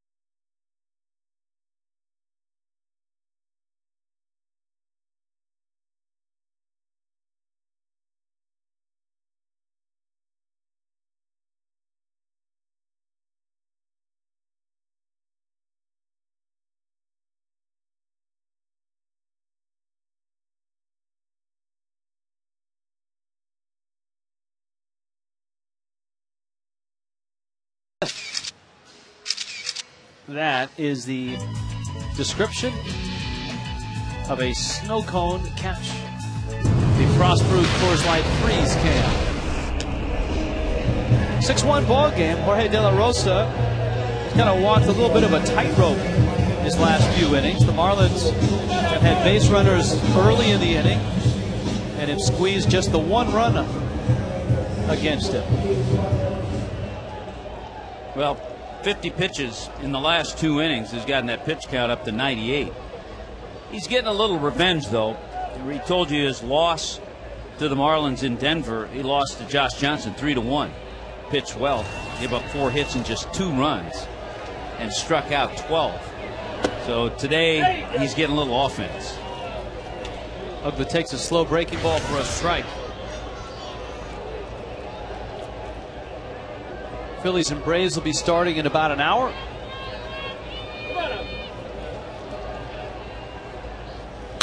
Marlins with the win in the first game cut a full game off the Rockies' wild card lead. It's down to a game. There's Morales in the bullpen. The Fish put a half-game dent in the Phillies' lead in the East, and the Marlins are 3.5 behind the Phillies.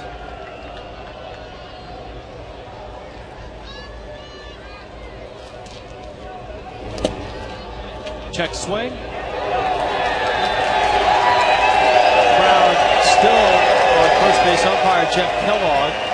He made the call on the Hanley Ramirez check swing that really turned an inning around. They would have loaded the bases. Instead, he pumped Hanley Ramirez out.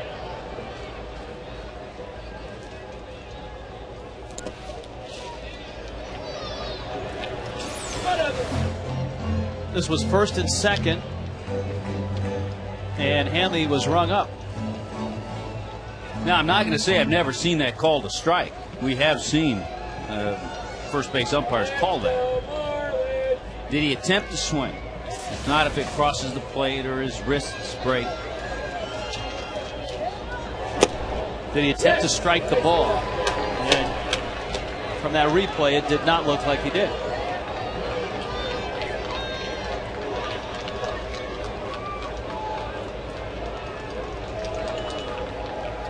Full count to Ugla.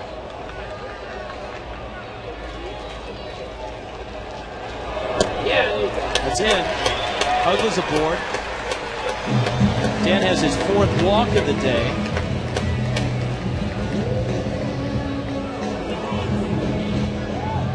Fish Friday on the 28th. Marlins and Padres at 7:10. All you can eat seats are in play. You can play Billy Bingo to win an authentic framed photo autographed by Josh Johnson. 1-877 Marlins. They'll give away 100 of those. Cody Ross, with his 5 hits today, has tied the Marlins record for most hits in a doubleheader. Last time it was done, Josh Willingham. That's hard to believe that it's only 5. Yeah, in a doubleheader, you would think more. Ross hits a slicing shot out to right. Hop going back. Then he makes the catch. Yeah, in July of 06, Hammer had 5 hits in Philadelphia against the Phillies. That's one of the better balls that Cody's hit today. Yeah, he hit that one well.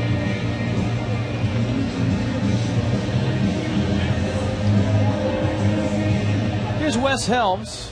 The Nationals beat the Reds. I went there because Josh Willingham hit his 19th. And we just talked about the Hammer. 5-4. Johnny Gomes is hot. He homered for the 15th time. Marlins still have to go to Cincinnati to face the Reds. Yeah, Johnny Gomes with a 3-homer game the other night. Mets got a walk-off win against the Giants.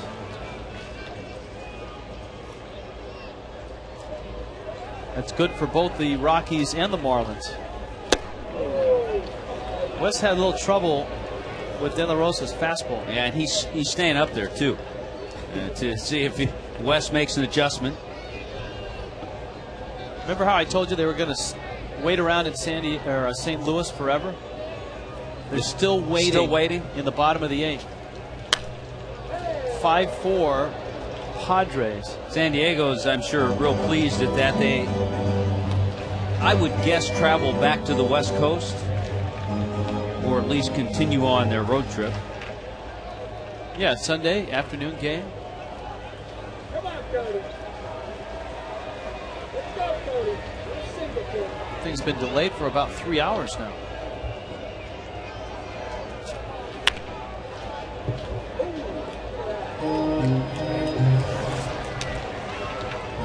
I give Texas a lot of credit. They lost Friday night, a heartbreaker, to the Boston Red Sox. And they've come back and they've beaten the Red Sox the last 2 games. Beat them last night and beat them 4-3 today. Padres go home to take on the Cubs tomorrow night. And again, Helms late on that fastball by De La Rosa.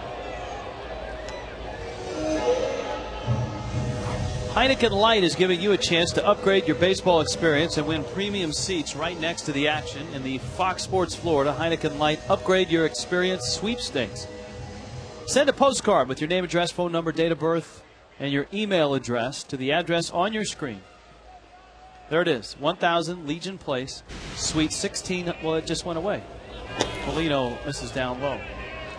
How are they supposed to write down the address on the screen? Fast. Have to write down fast. Sweet. Or if you TiVo it, just keep replaying it. 9 strikeouts for De La Rosa. Base hit for Paulino. And 2 hits for Ronnie Paulino.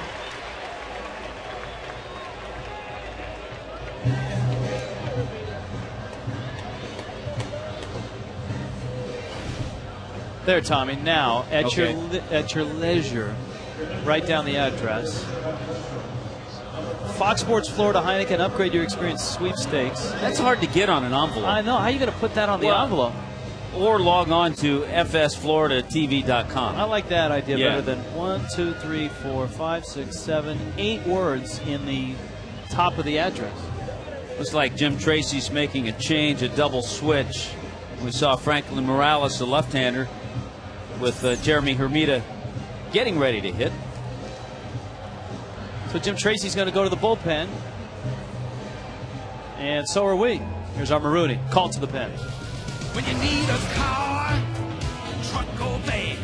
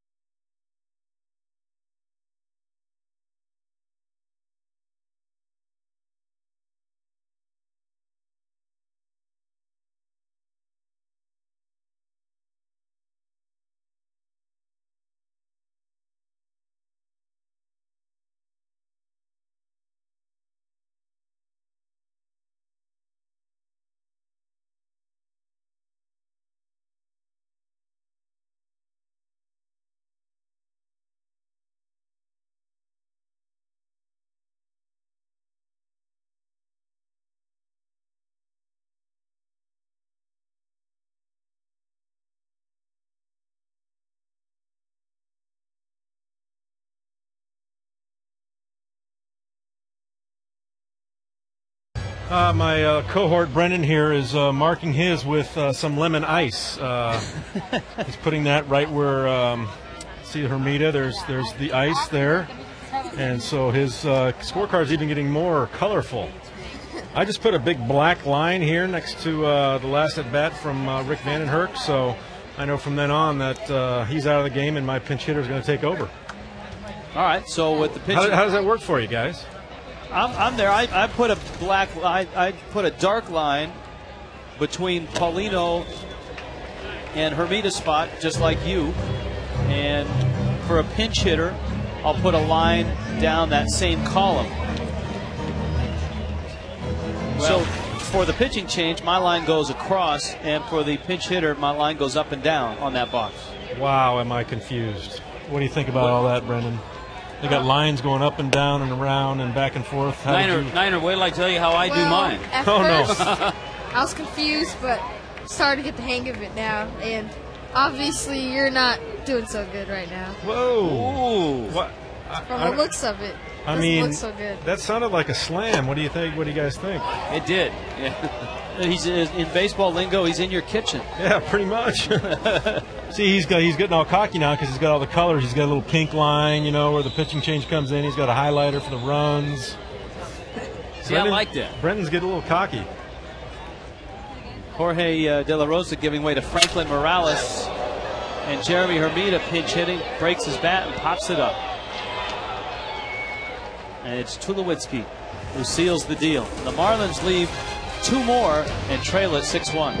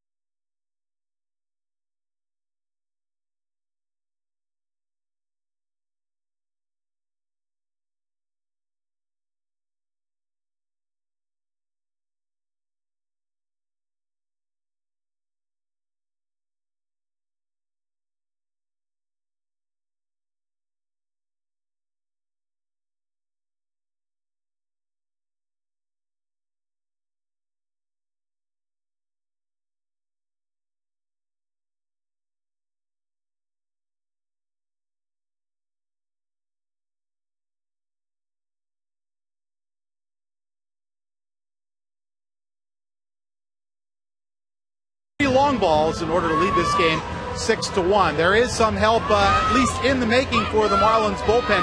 Burke Badenhop, who went on the 15-day disabled list with a strained right trapezius, well, he made a rehab outing yesterday for the Gulf Coast League Marlins. He started the game, pitched 1 inning. It was short, and it was uneventful.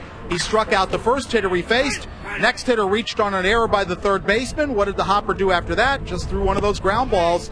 Got a 4-6-3 double play, a very short and very uneventful outing, but an important one for Badenhop as he begins his rehab in actual games, tossing an inning for the Gulf Coast League Marlins. He's a little bit closer than Andrew Miller, who had a side session yesterday in Jupiter as well. Rich and Tommy, back to you. All right, Frank, I got a question for you after we introduce the Marlins' new pitcher.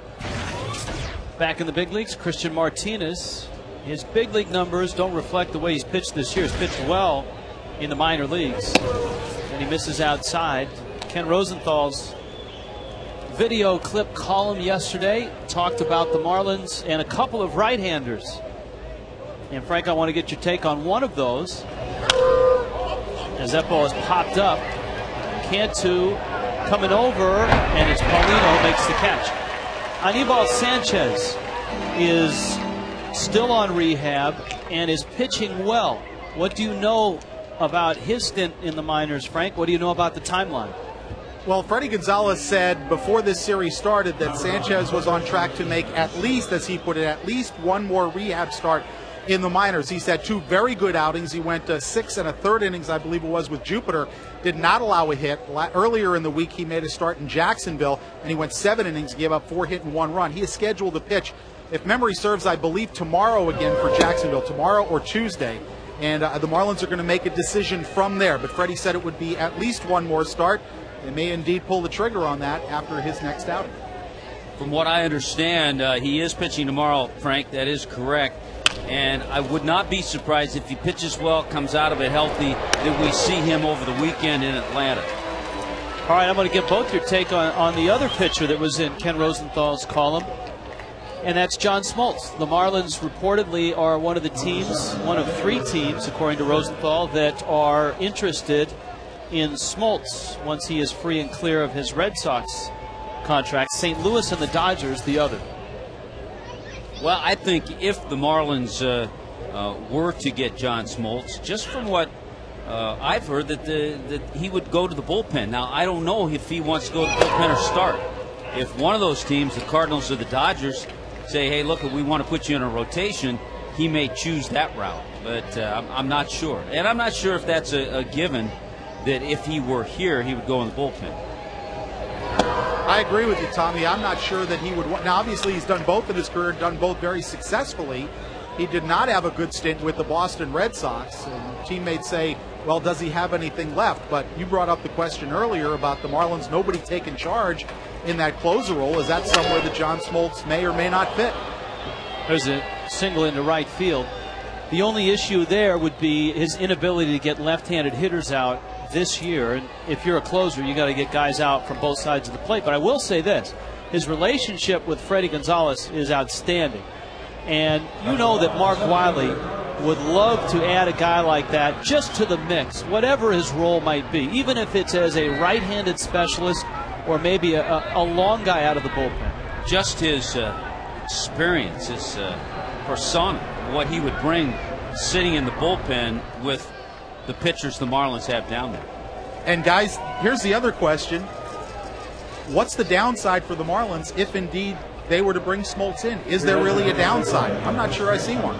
Well, in the next 2 weeks, they've got to make sure whoever they bring in is able to get some people out, because rosters don't expand till September 1st, and it would be tough to hide a guy that can't get anybody out in any pen, let alone one that's in a pennant race right now. But I'm with you, Frank. I think if the Marlins can, that's a real intriguing ingredient to add to the mix. Well, they're clearly in the race, and is it a question of nothing ventured, nothing gained? Yeah, well, I think it all depends, too, on what Smoltz wants to do. I think that's the key question. Does he want to go to St. Louis or Los Angeles, or maybe become a Marlin?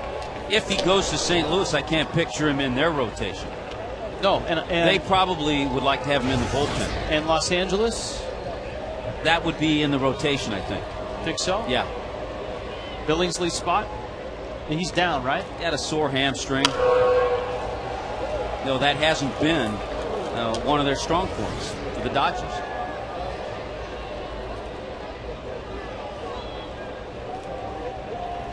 Carlos Gonzalez. You saw Dexter Fowler come in. I would say in the next week we'll know, though.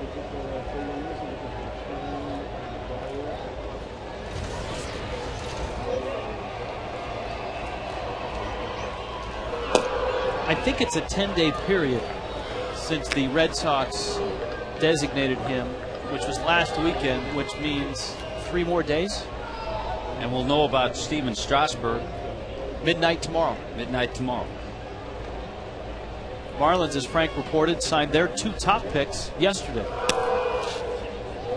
You talked, Rich, about the numbers of Christian Martinez in Double-A.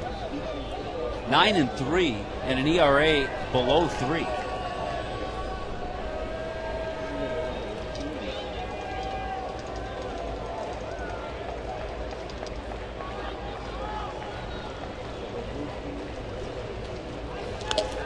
And the impressive thing is he's been starting there.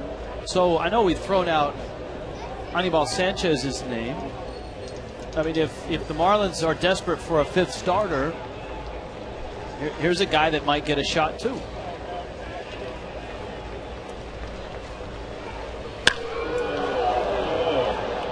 That would be a foul ball. And a well-hit foul ball. Down toward Billy and Justin, the intern. He's everywhere. See, Justin is more famous than half of those mascots, of which I have no idea. Like the guy in the middle. Dinosaur or Gator? They didn't even make our list.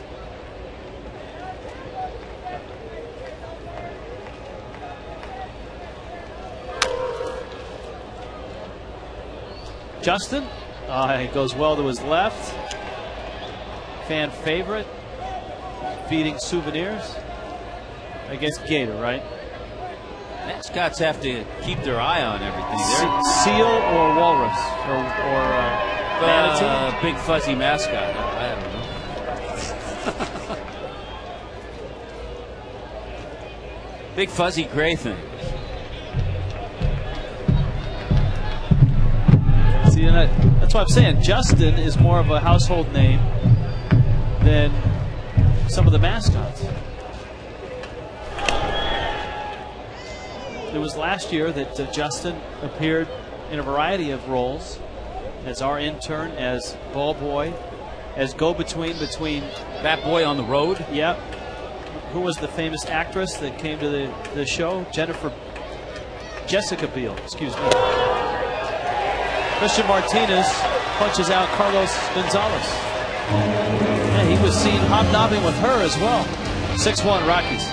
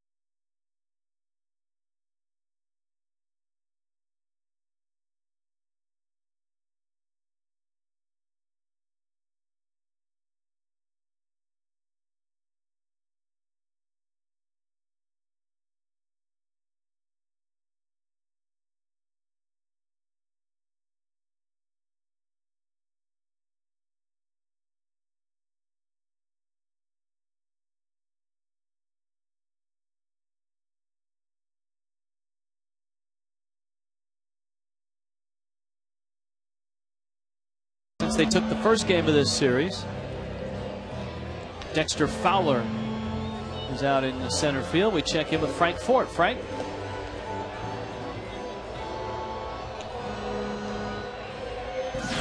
Just an additional thought on the Brian Sanchez story, guys, about keeping score. He mentioned that his dad kept score of his games all the way up through his AAA appearances. And that's the other thing about scoring a game. Those things can turn into mementos. If you're a fan, who knows, maybe you score a game and it's a no-hitter, or a perfect game where somebody hits for the cycle, or in the case of the Sanchez family, it turns into a nice memento of his pro career. You can save those scorecards, you can frame them, laminate them. So you never know when you're scoring a game. It might turn into something special or a special memory for you or someone you know. Yeah, that's a really good point, Frank. Tommy, on your office, don't you have a frame? I do, yeah. Of a special game that you called? I have the scorecard with a signed photo, all in the same frame of Nolan Ryan's 7th no-hitter. So it's kind of faded, but I can still read it. Hey, by the way, I wanted to mention when Jim Tracy made the move and brought in Franklin Morales, with the situation of the Marlins on the bench, it makes it very easy for Tracy to match up because the Marlins have nothing but left-handers available off the bench.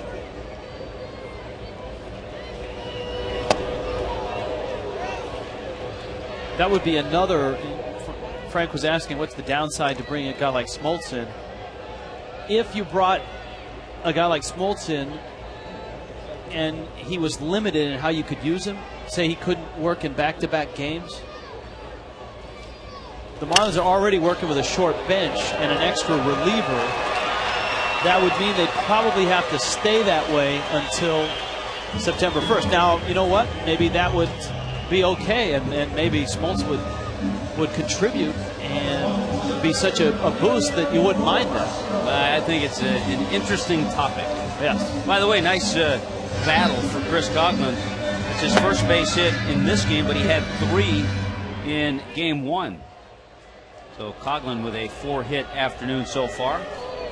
Guy that's had the best ABs in this game in particular is Bonifacio. He's 2 for 3. I don't know if there's a correlation. He's had better at bats, and actually he's gotten some base hits, but just better at bats since he's not been in there every day. Since he's just been spot starting and gotten an opportunity to play. You wonder a couple things. Number one, is it because he's getting more at bats from this side of the plate? Possibly. Number two, it's a big message, obviously, to be yanked out of the starting lineup. If you're looking for motivational tools, that's a pretty big one. There's another one. Into center field, 3 hits. The Marlins are 1 away from 10 hits to make it 13 straight games. However, in this game, though, all 9 hits to this point have been singles.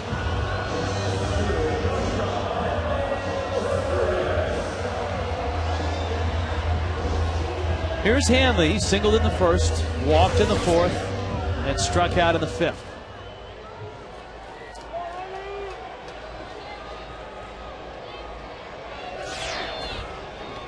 Yeah, I think they've resumed play in St. Louis. Yeah, they did. I just saw a pitch cross the plate and an out recorded. It's 5-4 San Diego over St. Louis, bottom 8.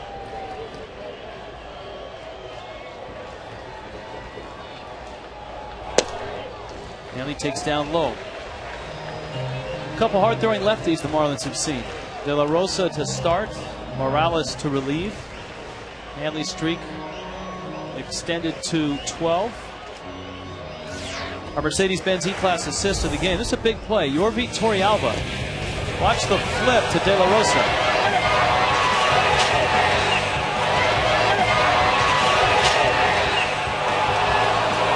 Talk about coming right into the living room. And right into the umpire. And you saw Ronnie Paulino waving him in, too.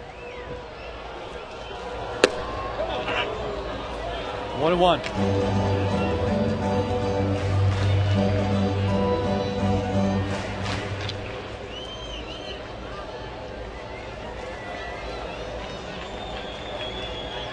Marlins have won 4 of 5 from the Rockies this year. That's inside.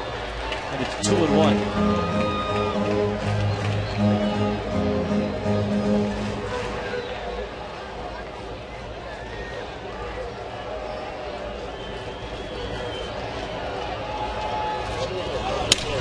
Broken back, ground ball. Tulowitzki. Got one there. The relay not in time. Good slide by Bonifacio. He got a piece of Barmas.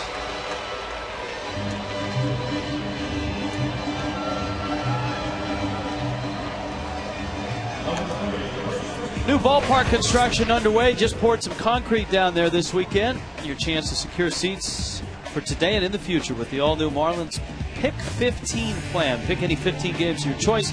Establish new ballpark seating priority. 1877 Marlins.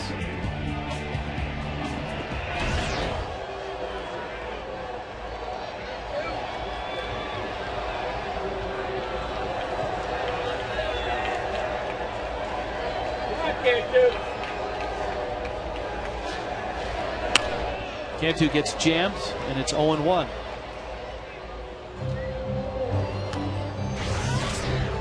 Last night's game postponed. Marlins won the first of a doubleheader here, 10-3. Down 6-1. Off to Houston for 3 and Atlanta for 3. And that certainly will be a big road trip. The Marlins and Braves will tangle a lot from here on out. That one misses up. The Marlins will play the Braves 10 times. These are the 3 games in Houston. The thing about Houston, you can't start looking ahead toward the Braves. The Marlins, in their history against the Astros away from South Florida, are 21-43. So some of those in the Astrodome, but a good number of those at Minute Maid. They have not played well historically in Houston. And it looks like we're going to get that matchup that we went back and forth on. Josh Johnson against Wandy Rodriguez in the final game of the series. Pretty good one. Cantu, that's a base hit. Going to score a run. Hanley rounds second. 6-2 now. Brings Ugla up.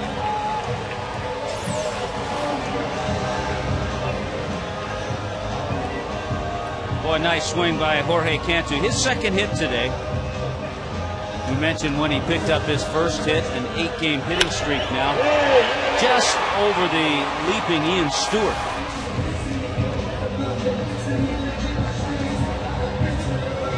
Jim Tracy's going to make another double switch.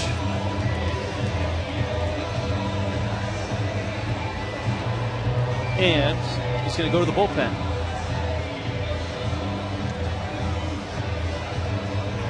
Out of the pen, here's our Marooney. Called to the pen. When you need a car, truck or van, who you gonna call?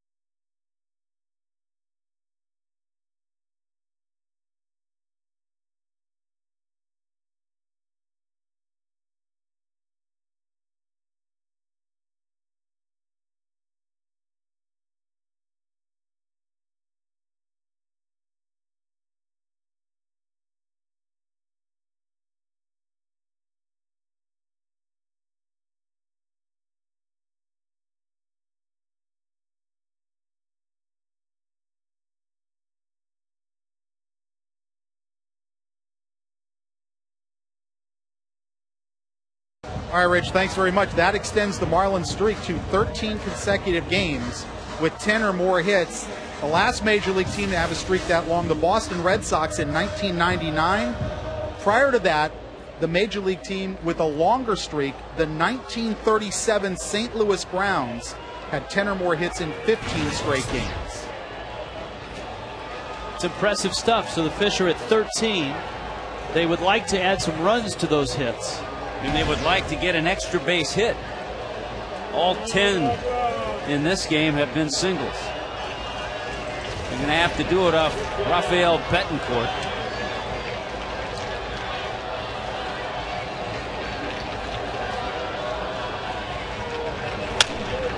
Ugla slices one foul. You watch his delivery, Betancourt. He has that short arm, almost throws like a catcher delivery, so at times tough to pick up. If you haven't seen him before, he also has a lot of movement from the set position. You watch when he comes set, his shoulders are rolling, his arms are twitching. And when he does come set, he'll stay there for a while. Look at that. Here's the 0-1. You know, that fastball kind of sneaks in on you.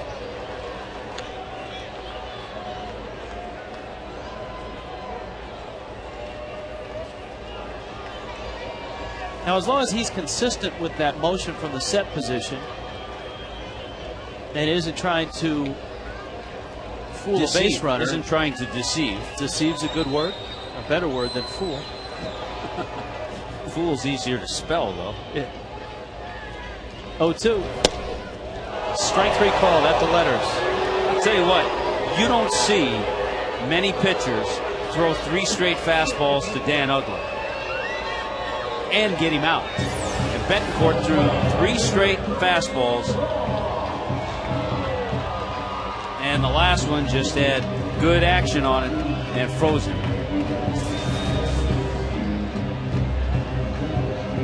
Here's Cody.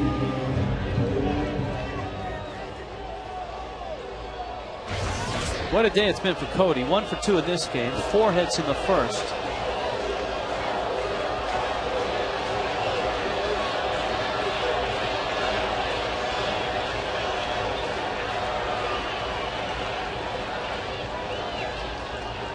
And Ross steps out.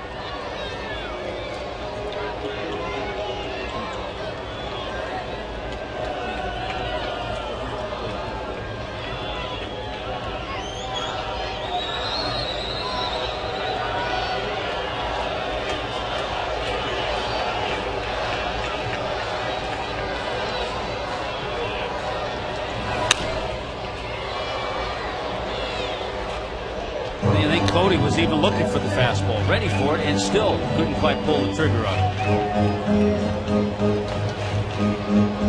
Well, a chance to establish a club record with a base hit here.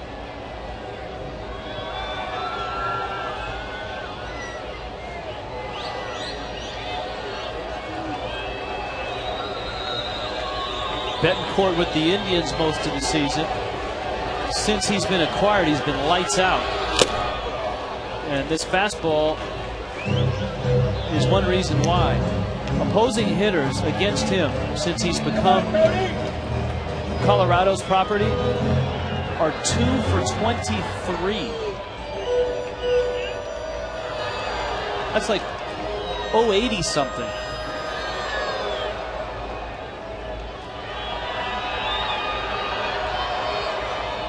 Acquired for a minor league pitcher.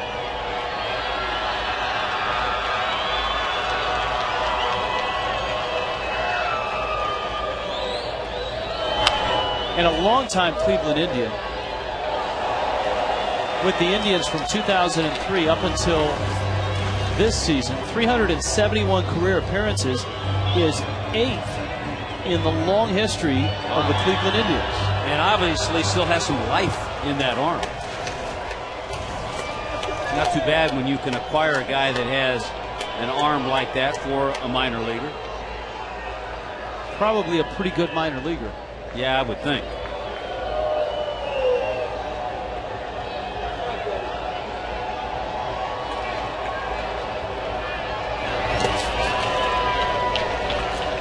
It's also an interesting acquisition when you acquire a reliever that has worked exclusively in one league and he jumps into the next league.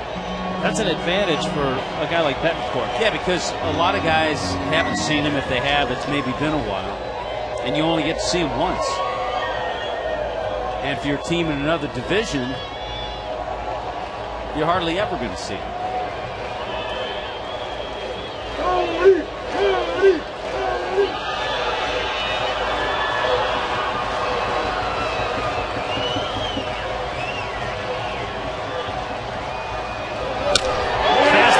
Sent right back to center. Fowler on a hop.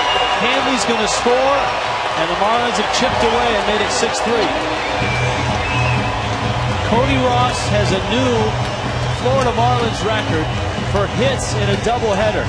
Boy, how hot is he? And remember his last time up, he took a low fastball, screamed a line drive into right field, and it was caught by Hop, the right fielder. So when he's getting a pitch that he can hit, he's hitting it hard. This time, I mean, it almost carried to Fowler. He hit it so hard. He got that fastball down out over the plate.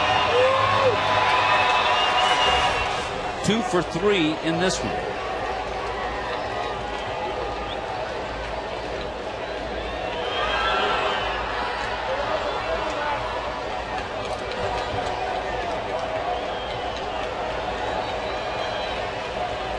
Here's Wes Helms.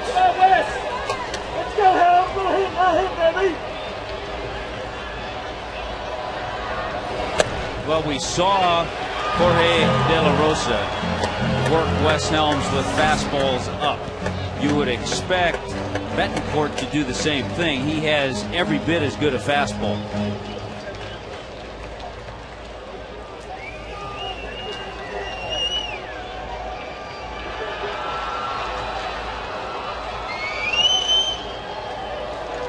Cantu and Ross aboard. Jim Tracy, skipper of the Rockies, just trying to get out of town with one win from this 3-game series.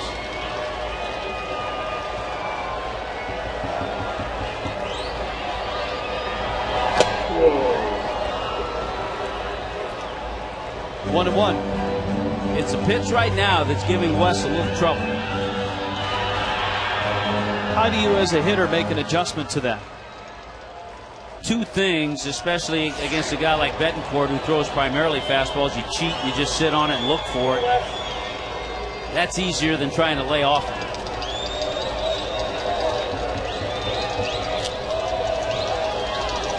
Fastball line to right field. That's a base hit. Cantu round third, coming home, and he's held.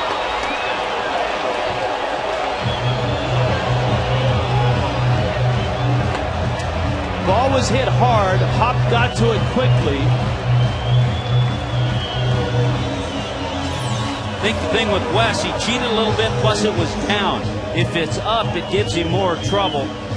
So by those two things, he's able to bang it into right field, but almost hit it too hard. And Cantu, who does not run that well, was held at third by Bo Porter.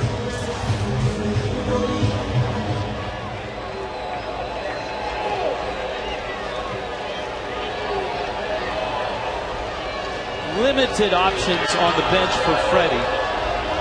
One of those is on deck because the pitcher spot is due up next. So it's Paulino who is 2 for 3. The tying runs at first. The crowd is into it.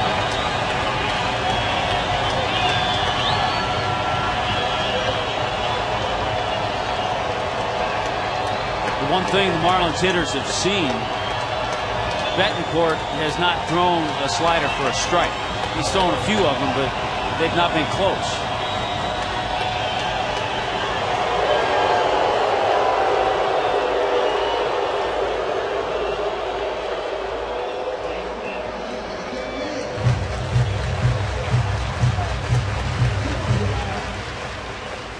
Jim Tracy starting to pace. Not quite like Lou Piniella, but pacing.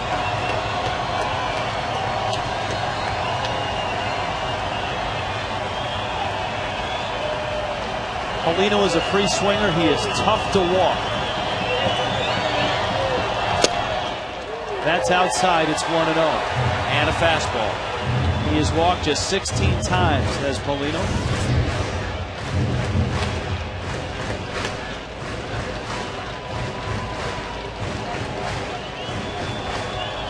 Good lively crowd.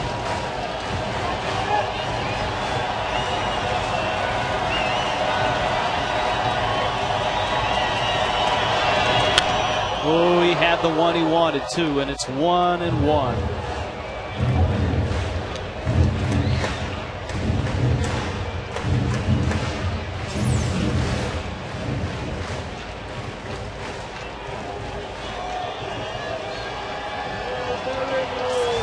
Let's see if he gets it again.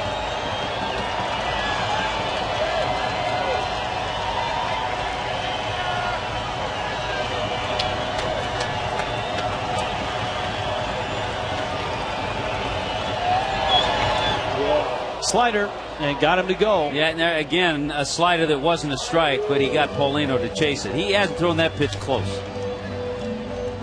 But when you cheat a little bit to get yourself on the fastball, you commit, and it's a tough pitch to stay away from. Bases filled with fish. 1-2 on Paulino.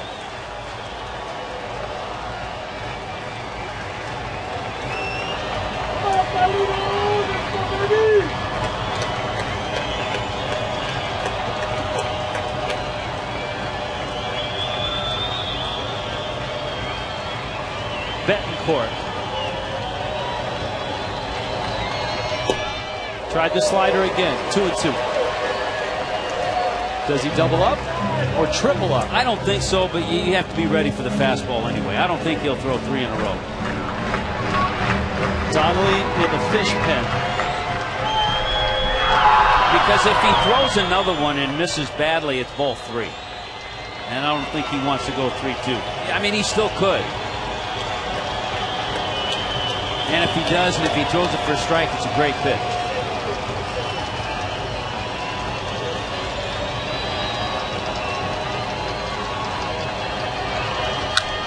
He threw the slider. It was a great pitch. And it wasn't a great one either. It was out over the plate. But just enough. Marlins get 2 back. Still trail by 3. Betancourt out of the pen and out of the inning. Oh, a little bit of a hanger.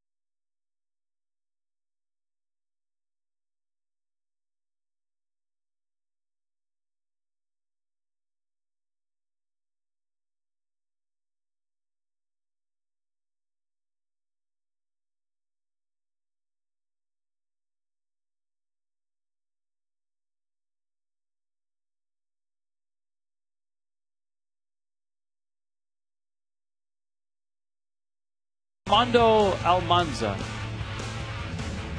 Taylor Tankersley. We wish him success in his rehab. I know it's a long road back from the surgery, but hopefully Tank is hanging in there, and we look forward to seeing him back on the mound. Christian Martinez throws a strike.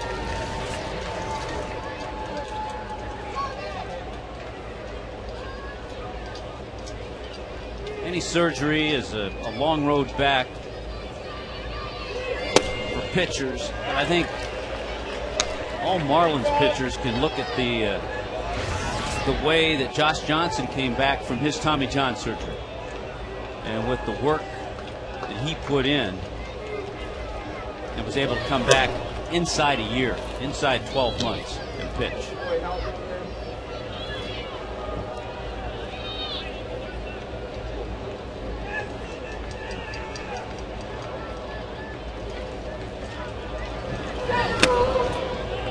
Martinez goes 2-2 on Helton.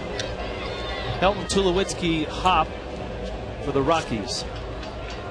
Tough part of the lineup.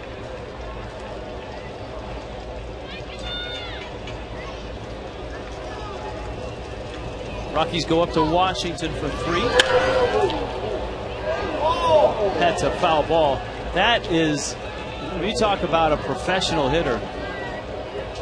Watch this pitch and watch, he nearly leaves his feet trying to drive this ball down the third baseline. Well, that's how you maintain in 13, 14 years a near 330 lifetime average. It stayed out, it was up,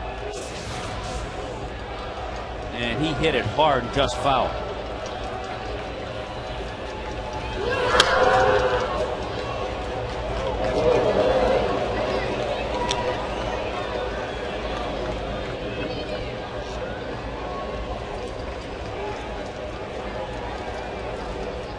Helton last year plagued with back injury and swing and a miss on a good changeup by Martinez. He missed 2 months last year. And the Rockies obviously suffered for it. Well, their team, we saw the difference in the record of the Astros without a Lance Berkman. And the Rockies pay a price when Helton's not in there.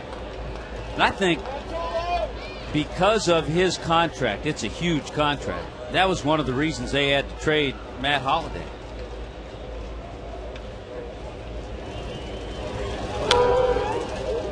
In a strange way, without Holliday, you've got the youngster Gonzalez who came over in that trade. Many made the argument in April and May that that trade really hurt the team and that they were off to a slow start, and that was one of the reasons why. Obviously, they struggled last year with Holliday, but now they go on that great tear since early June without him.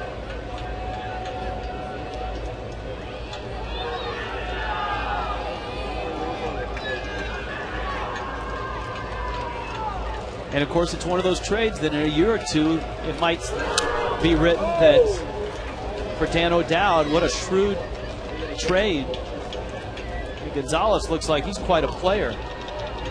I always wonder the feeling of a manager such as Clint Hurdle after he is let go. Same team, same group of players pretty much, and they've taken off under Jim Tracy. There's been some subtle things, but you always wonder what that manager who was let go, what goes through his mind. But Jim Tracy is a terrific guy and had success with the Dodgers. Had one bad year with the Dodgers and lost his job for it.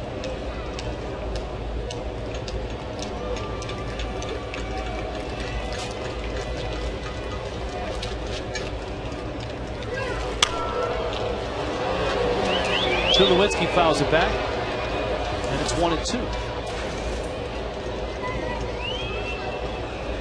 Rockies last year were 74 and 88. Rich, that long wait in St. Louis might pay off for the Cardinals. Yes. The Cardinals have scored 3 runs in the 9th. A Colby Rasmus homer. That's game over on my scoreboard here. That usually means that. I know out on the scoreboard in left field it still says 9th inning. And that will put them 5 games up on the Cubs, who were rained out today. A walk-off homer by Rasmus after what seemed like a 3-hour rain delay. Struck him out. Now that's a strike. Look at Tulowitzki. See, Tulowitzki, if he's been out there watching pitches from his vantage point at shortstop, you better not say another thing. Tracy's trying to make sure he doesn't get tossed. Did you hear you could hear the conversation. Tulowitzki, remember Hanley, remember Ugla. Tulowitzki's conversation was along the lines of, you said you don't care, I care. Well, he's called that strike a few times tonight, that low strike. So Martinez gets a couple of strikeouts. Is it a strike? No. But he's called it tonight.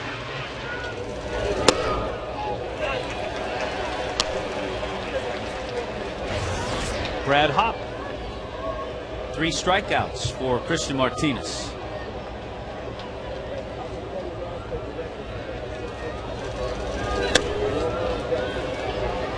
He has that little bit of Pedro tuck when he starts to go to the plate, begins his windup. Watch that front shoulder right there, a little tuck, and then delivers and has a good changeup.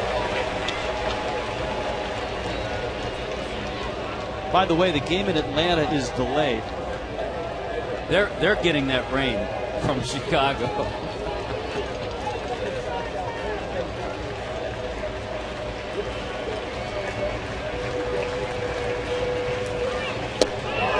Christian Martinez. Nice job. Outstanding out of the bullpen. Marlins have 6 outs to get 3 runs.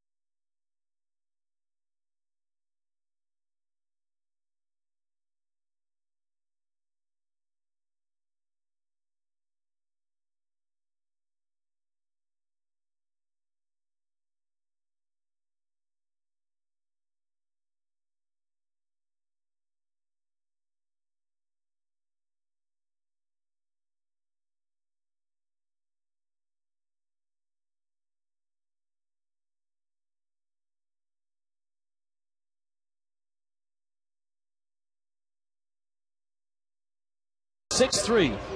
Rockies on top of the Marlins. You know, we saw a lot of guys get hit, and I wouldn't be surprised if in the next few days batting stance guy doesn't get brushed back. Yeah, he has aggressive swings. He's been making such good contact. I think the pitcher's going to try to knock him off the plate. Ross Glow takes down low. Niner, did you recognize batting stance guy? That was a tough one right there. No, I didn't. He's the guy that batting stance guy is imitating is a former college pitcher turned position player who won a couple of World Series, turned broadcaster, and an All-Star MVP, but is still struggling to keep score, apparently. No struggle, but I like your clues. I like your clues, and I don't know. I didn't like the likeness too much. Maybe you can't see yourself, but is that me? I don't know. Yeah, I think I don't know. I don't see it that much either, so I don't know. I don't know. I had like 87 different stances, so maybe that was number 59C. Yeah, batting stance guy can't do Ripken. Now, did you learn that? Did you learn that from Ripken when you were in Baltimore to change your stance every other week? See, my changes were subtle. Cal's were major. I mean, one day he would have his hands over his head. The next day he would have his hands down by his waist. It was unbelievable what that guy was able to do with the amount of change that he implemented every week. It was like crazy. Why did he change so much? I don't know. If I changed like a millimeter, it felt like my hands were going all the way on the other side of the plate, and he would actually put his hands on the other side of the plate and be successful with it. How's the scorekeeping going, by the way? I don't know. I'm going to let you talk to Brendan and let him show you his scorecard. I know he's going to blame it on me, but there's some major scribbling going on. There's some X outs. We definitely need some white out down here. But Brendan, tell him what happened. Well, I have a few scratch marks there because I was being disturbed by Mr. Conine looking at my paper. Just kept on looking, and he's a cheater. What did I tell you? What did I tell you? I told you he's going to blame it on me. But if you look at mine, pristine scorecard. Brandon's not so much. Well, I had to take it easy on you. Look at how nice that is, huh? Guys, are you proud of me? That's good. Okay, now look at Brendan's with the coloration. He got the nice new colors and everything, but we got some chaos going on there. Yeah, a little scratchy. Huh? But I mean, he corrected. He made an adjustment. It's still correct, but it's just not as pretty as mine. As long as he can look at it and tell what happened, that's all that matters. That's all that matters. Right. Ross Claude strikes out. Rafael Betancourt has given the Rockies some very good relief. Do we have to look at this again? Yeah, I guess we do. Here comes batting stance guy.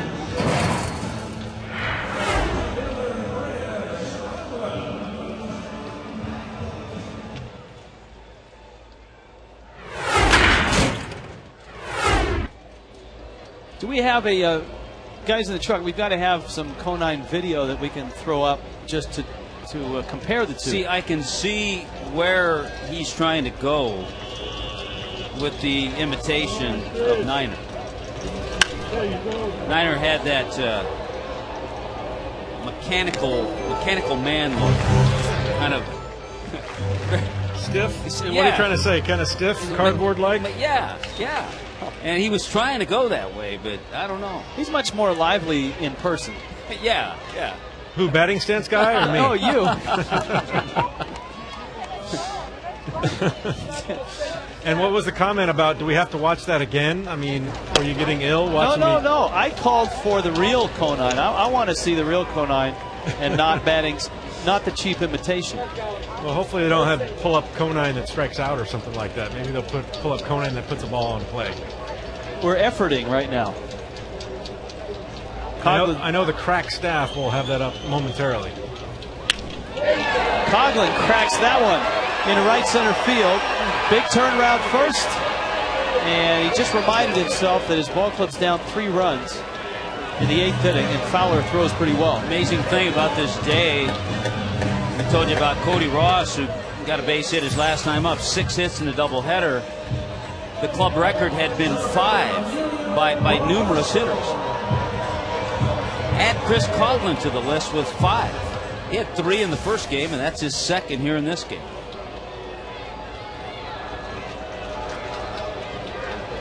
Coughlin at first. Bonifacio at the plate. Keep in mind that Nick Johnson strained a hamstring in the first game, in the first inning, and came out, and we haven't seen him since. Called strike, or did he offer? I think it was called. So if in fact Nick Johnson is not available, the only man available is John Baker. Nice homestand. 3 games for Bonifacio, 7 for 10. 3 hits today. He's driven in a run as well.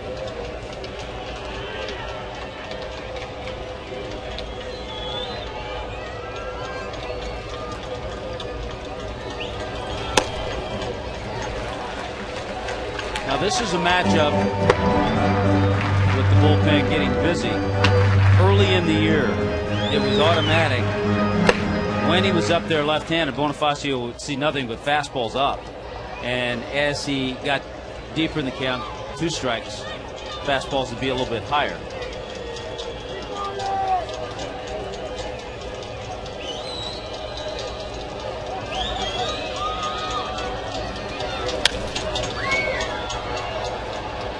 Well, let's see what he gets now that it's 1-2.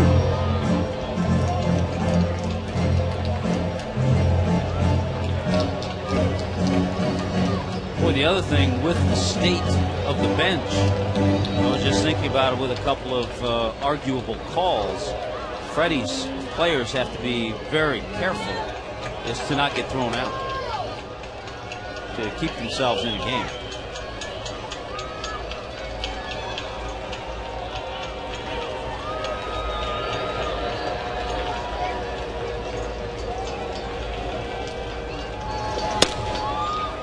He lays off it. 2-2.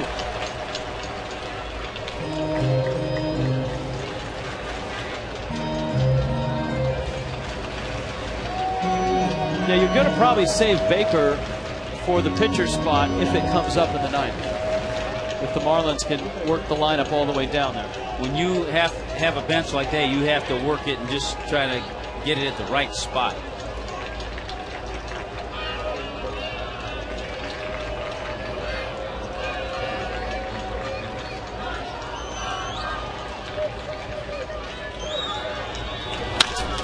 There's a smash, and it gets by Stewart. And Bonifacio is aboard. All right, E5 or base hit? I think it's a base hit. Hard hit to his left. He had to short hop it. It was not an easy hop. And usually a ball like that slices off a left-hander's back. I know Jeff Conine wants that hit if he hits that ball. Well, he's a card-carrying member of the Hitters Guild, so that goes without saying. But they're not going to get it. Neither is Bonifacio. It's an error charged to Stewart. So E5. But it does bring the tying run to the plate. Hanley Ramirez.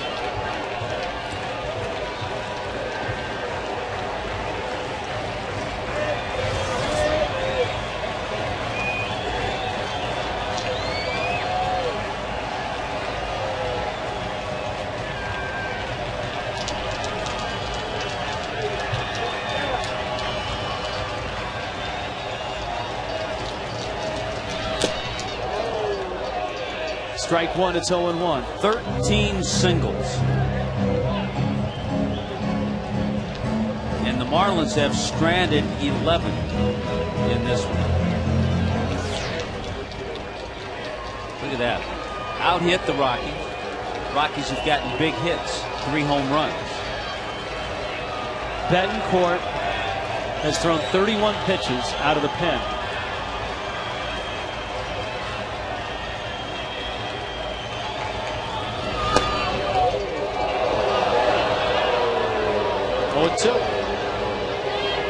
It's not starting off as a good at bat for Hanley.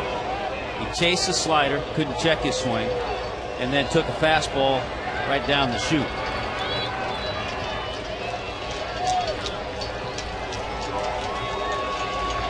Coughlin and Bonifacio. Good speed on the bases.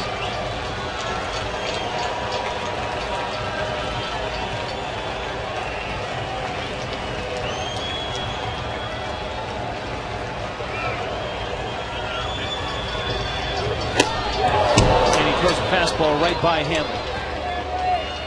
Well, you would have just hoped to have seen a better at bat from Hanley there. It didn't start out very good, and it ended even worse. went upstairs and got him on a fastball.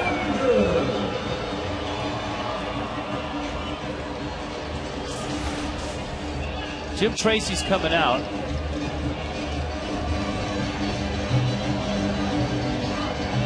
And he wants the ball. Betancourt exits, and the Rockies are going to go to their closer, Houston Street. Marooney called to the pen. Need a car, truck or van. Who you gonna call? Marooney!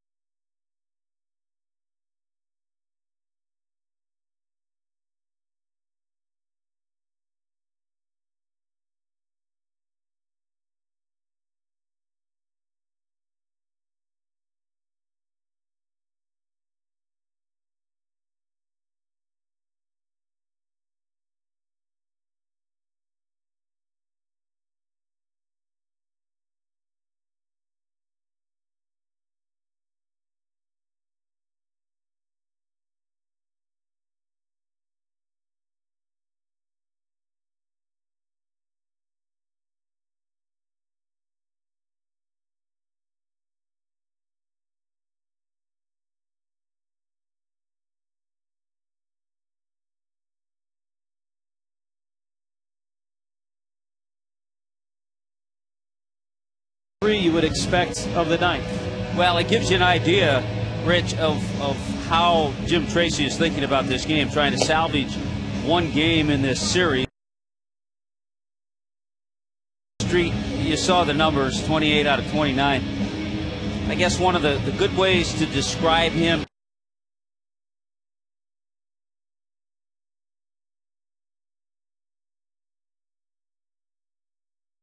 he needs to get an out. Likes his change-ups to lefties. He has the longest active streak in the National League with 20 consecutive saves. Cantu and Street. Street, of course, former Texas Longhorn. His father, James Street, quarterback for the Longhorns. And he came over with Gonzalez in the holiday deal from Oakland. Misses to Cantu. Teammate on that Texas team with Omar Quintanilla, his teammate with the Rockies.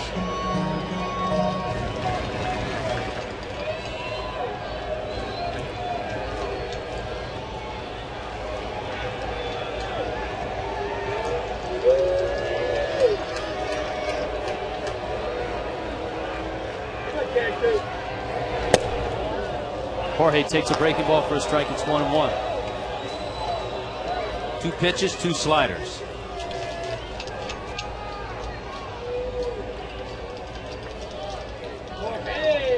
There's Cantu against Street.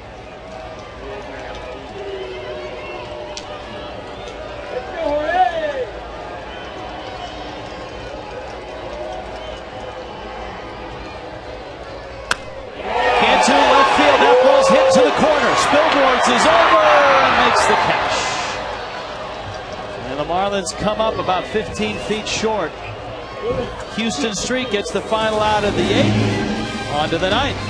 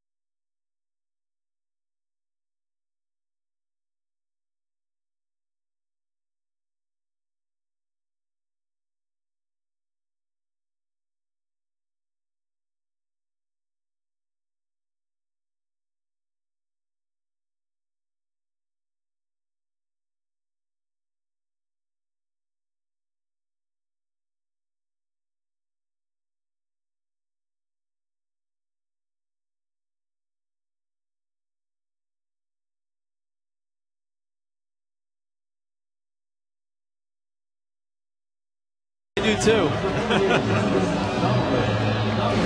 All right, here comes Brendan Donnelly. Now we've had not Brendan Donnelly working all day, but Niners compatriot down there, Brendan, has been scoring the game. How has he done, Jeff? Brendan, they're asking me to ask you how you've done so far. Well, I'm starting to get the hang of it now. After the mess up, I started to go down a little bit, but now I'm starting to get the hang of it. Oh, he's rallying. He's rallying. He's coming back from the dead because of the scribble-scrabble we had there in the, looks like the 5th inning. But he's making a strong finish here. He's come back strong. Well, have you learned anything tonight? I mean, have you learned something you didn't know before we started this? Yes. Like, I didn't know, like, I knew the numbers of the position, but I didn't know, like, how to calculate, when there's, like, an error and, like, all the, like, in the first inning when they had the 6-5-4 and all that. Yeah, that threw me off, too. 6-5-4-3-2-1, and then there was an out there somewhere. Yeah. Yeah. Well, Niner, just tell them that Tommy and my scorecard, we use liquid paper, those little erase pens. We're able to go back and correct our mistakes. And next ball game, I'm sure he'll be armed with that. I will tell him that, and I'm sure his scorecard will look pristine the next time because he'll have all that in his pocket next time he comes to the game. Niner, have you learned anything tonight? I learned that batting stance guy doesn't do a very good imitation of me. All right, we'll see you on Marlins Live. All right, thanks, guys. Jeff Conine and Brendan, who's done a terrific job. You know, it's always a tough one to follow. Not a good start right there for Brendan Donnelly, but a tough one to follow in your scorecard is when a team bats around and goes, you know, sends 10 guys up in one inning.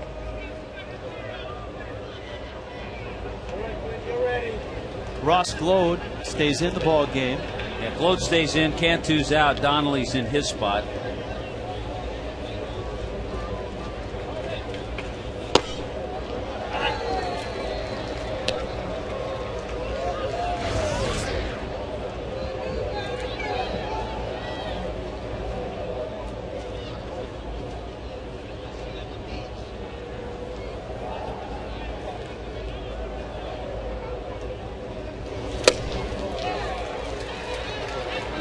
And Donnelly facing Clint Barmas. Barmas with a 2-run shot.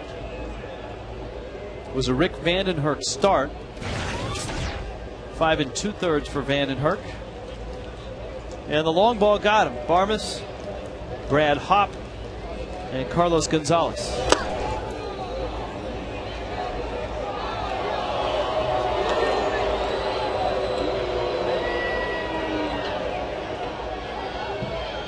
No swing, 1 and 2.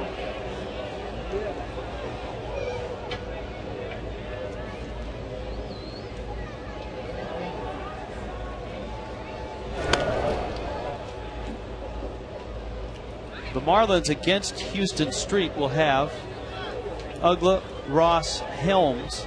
That is, unless the Rockies score 3, 4, 5 runs. And Jim Tracy feels like he doesn't need to use them. Swing and a miss, and the throw is high. It's into center field. Good hustle by Bonifacio. And a stolen base for Spilborghs. Jim Tracy with the hit and run there. Or let me take that out with 2 strikes, no hit and run, but I think a good throw would have had it. It looked like Ronnie Paulino came up, thought he might have a chance, but throw sailed on him. At least 1 out with the strikeout. Catcher Torrealba is 0 for 3.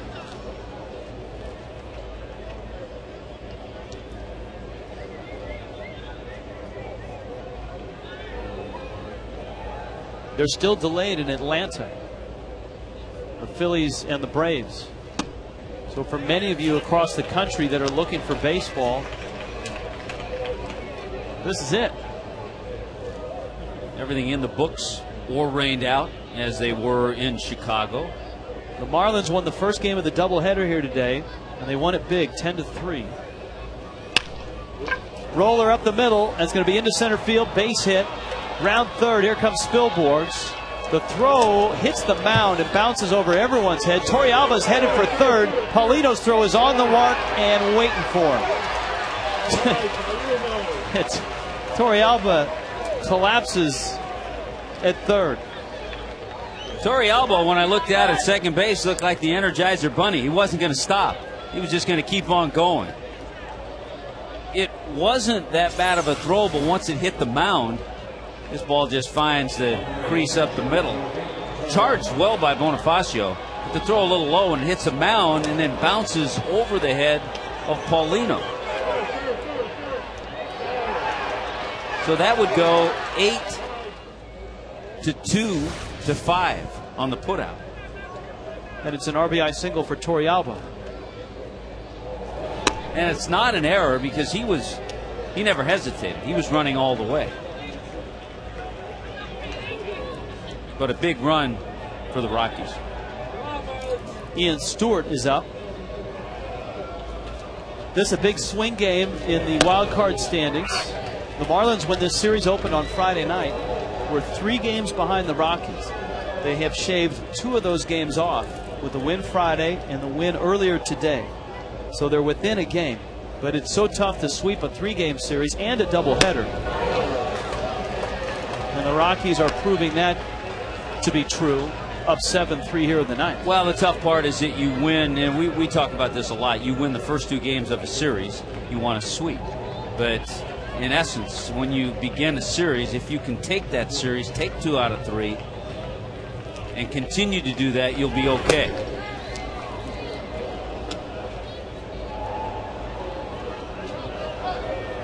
Adam Eaton is up.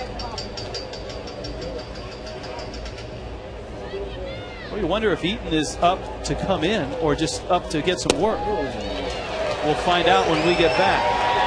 Rockies get a run, stretch it to a 4-run lead.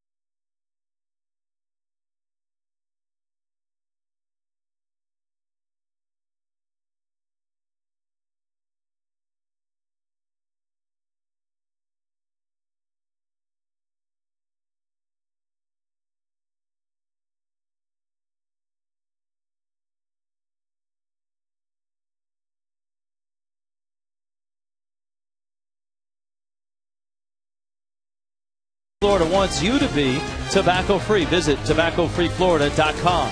Now by Metro PCS. With Metro PCS, get plans starting at just $30 a month. South Florida tonight, over 20,000 have been here for this doubleheader.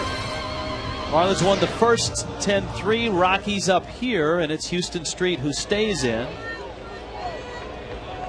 Adam Eaton was up, but it's a dilemma for Jim Tracy because if he brought, and it's a 4-run lead now, if he brought Eaton in, there would be no one to save Eaton because Street, the closer, got the final out of the 8th.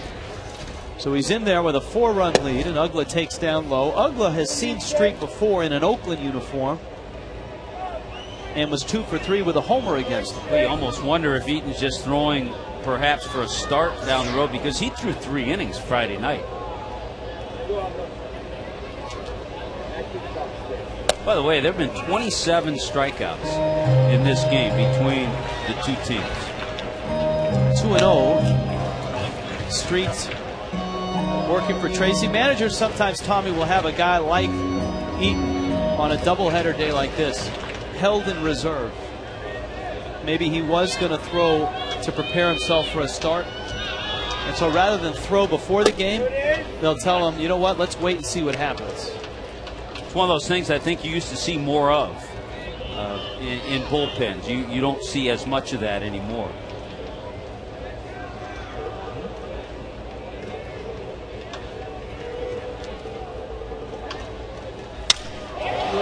Ugla rips it foul and broke his bat as well. Years ago, you used to see a regular starter, a guy in the rotation, maybe would go down in a game where the manager thought, well, I don't know how much I'm going to get out of my starter, or a doubleheader, and say that same thing. Hold off, get your work late in the game down in the bullpen. I may need you. 2-2. Star at the University of Texas. In Austin, trains in the offseason with Andy Roddick, who lives now in Austin. Ugla called out. He's called him down, and he's called him up on Ugla. It's been a rough day for Dan Ugla as far as the strike zone. Up and down. One of them is either a strike, one of them is not. Ugla, you could hear the ruckus, and it's still going on.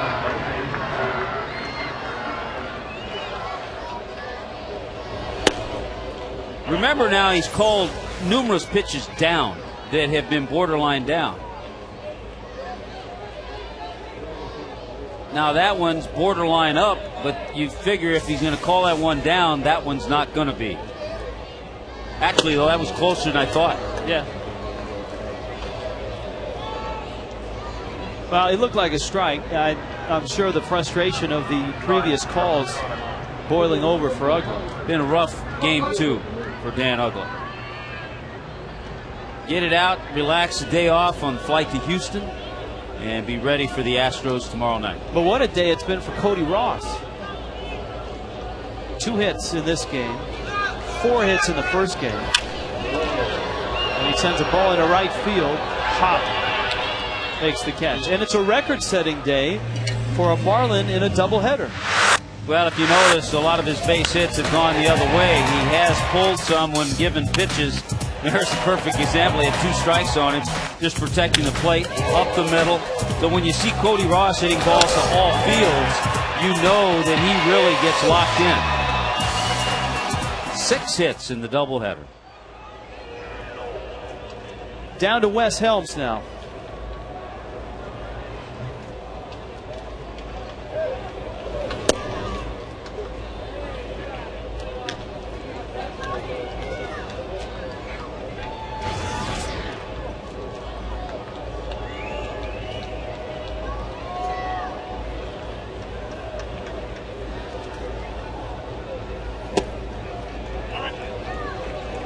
We'll have to wait until Tuesday to see about Nick Johnson and the hamstring injury. He strained it in the first game.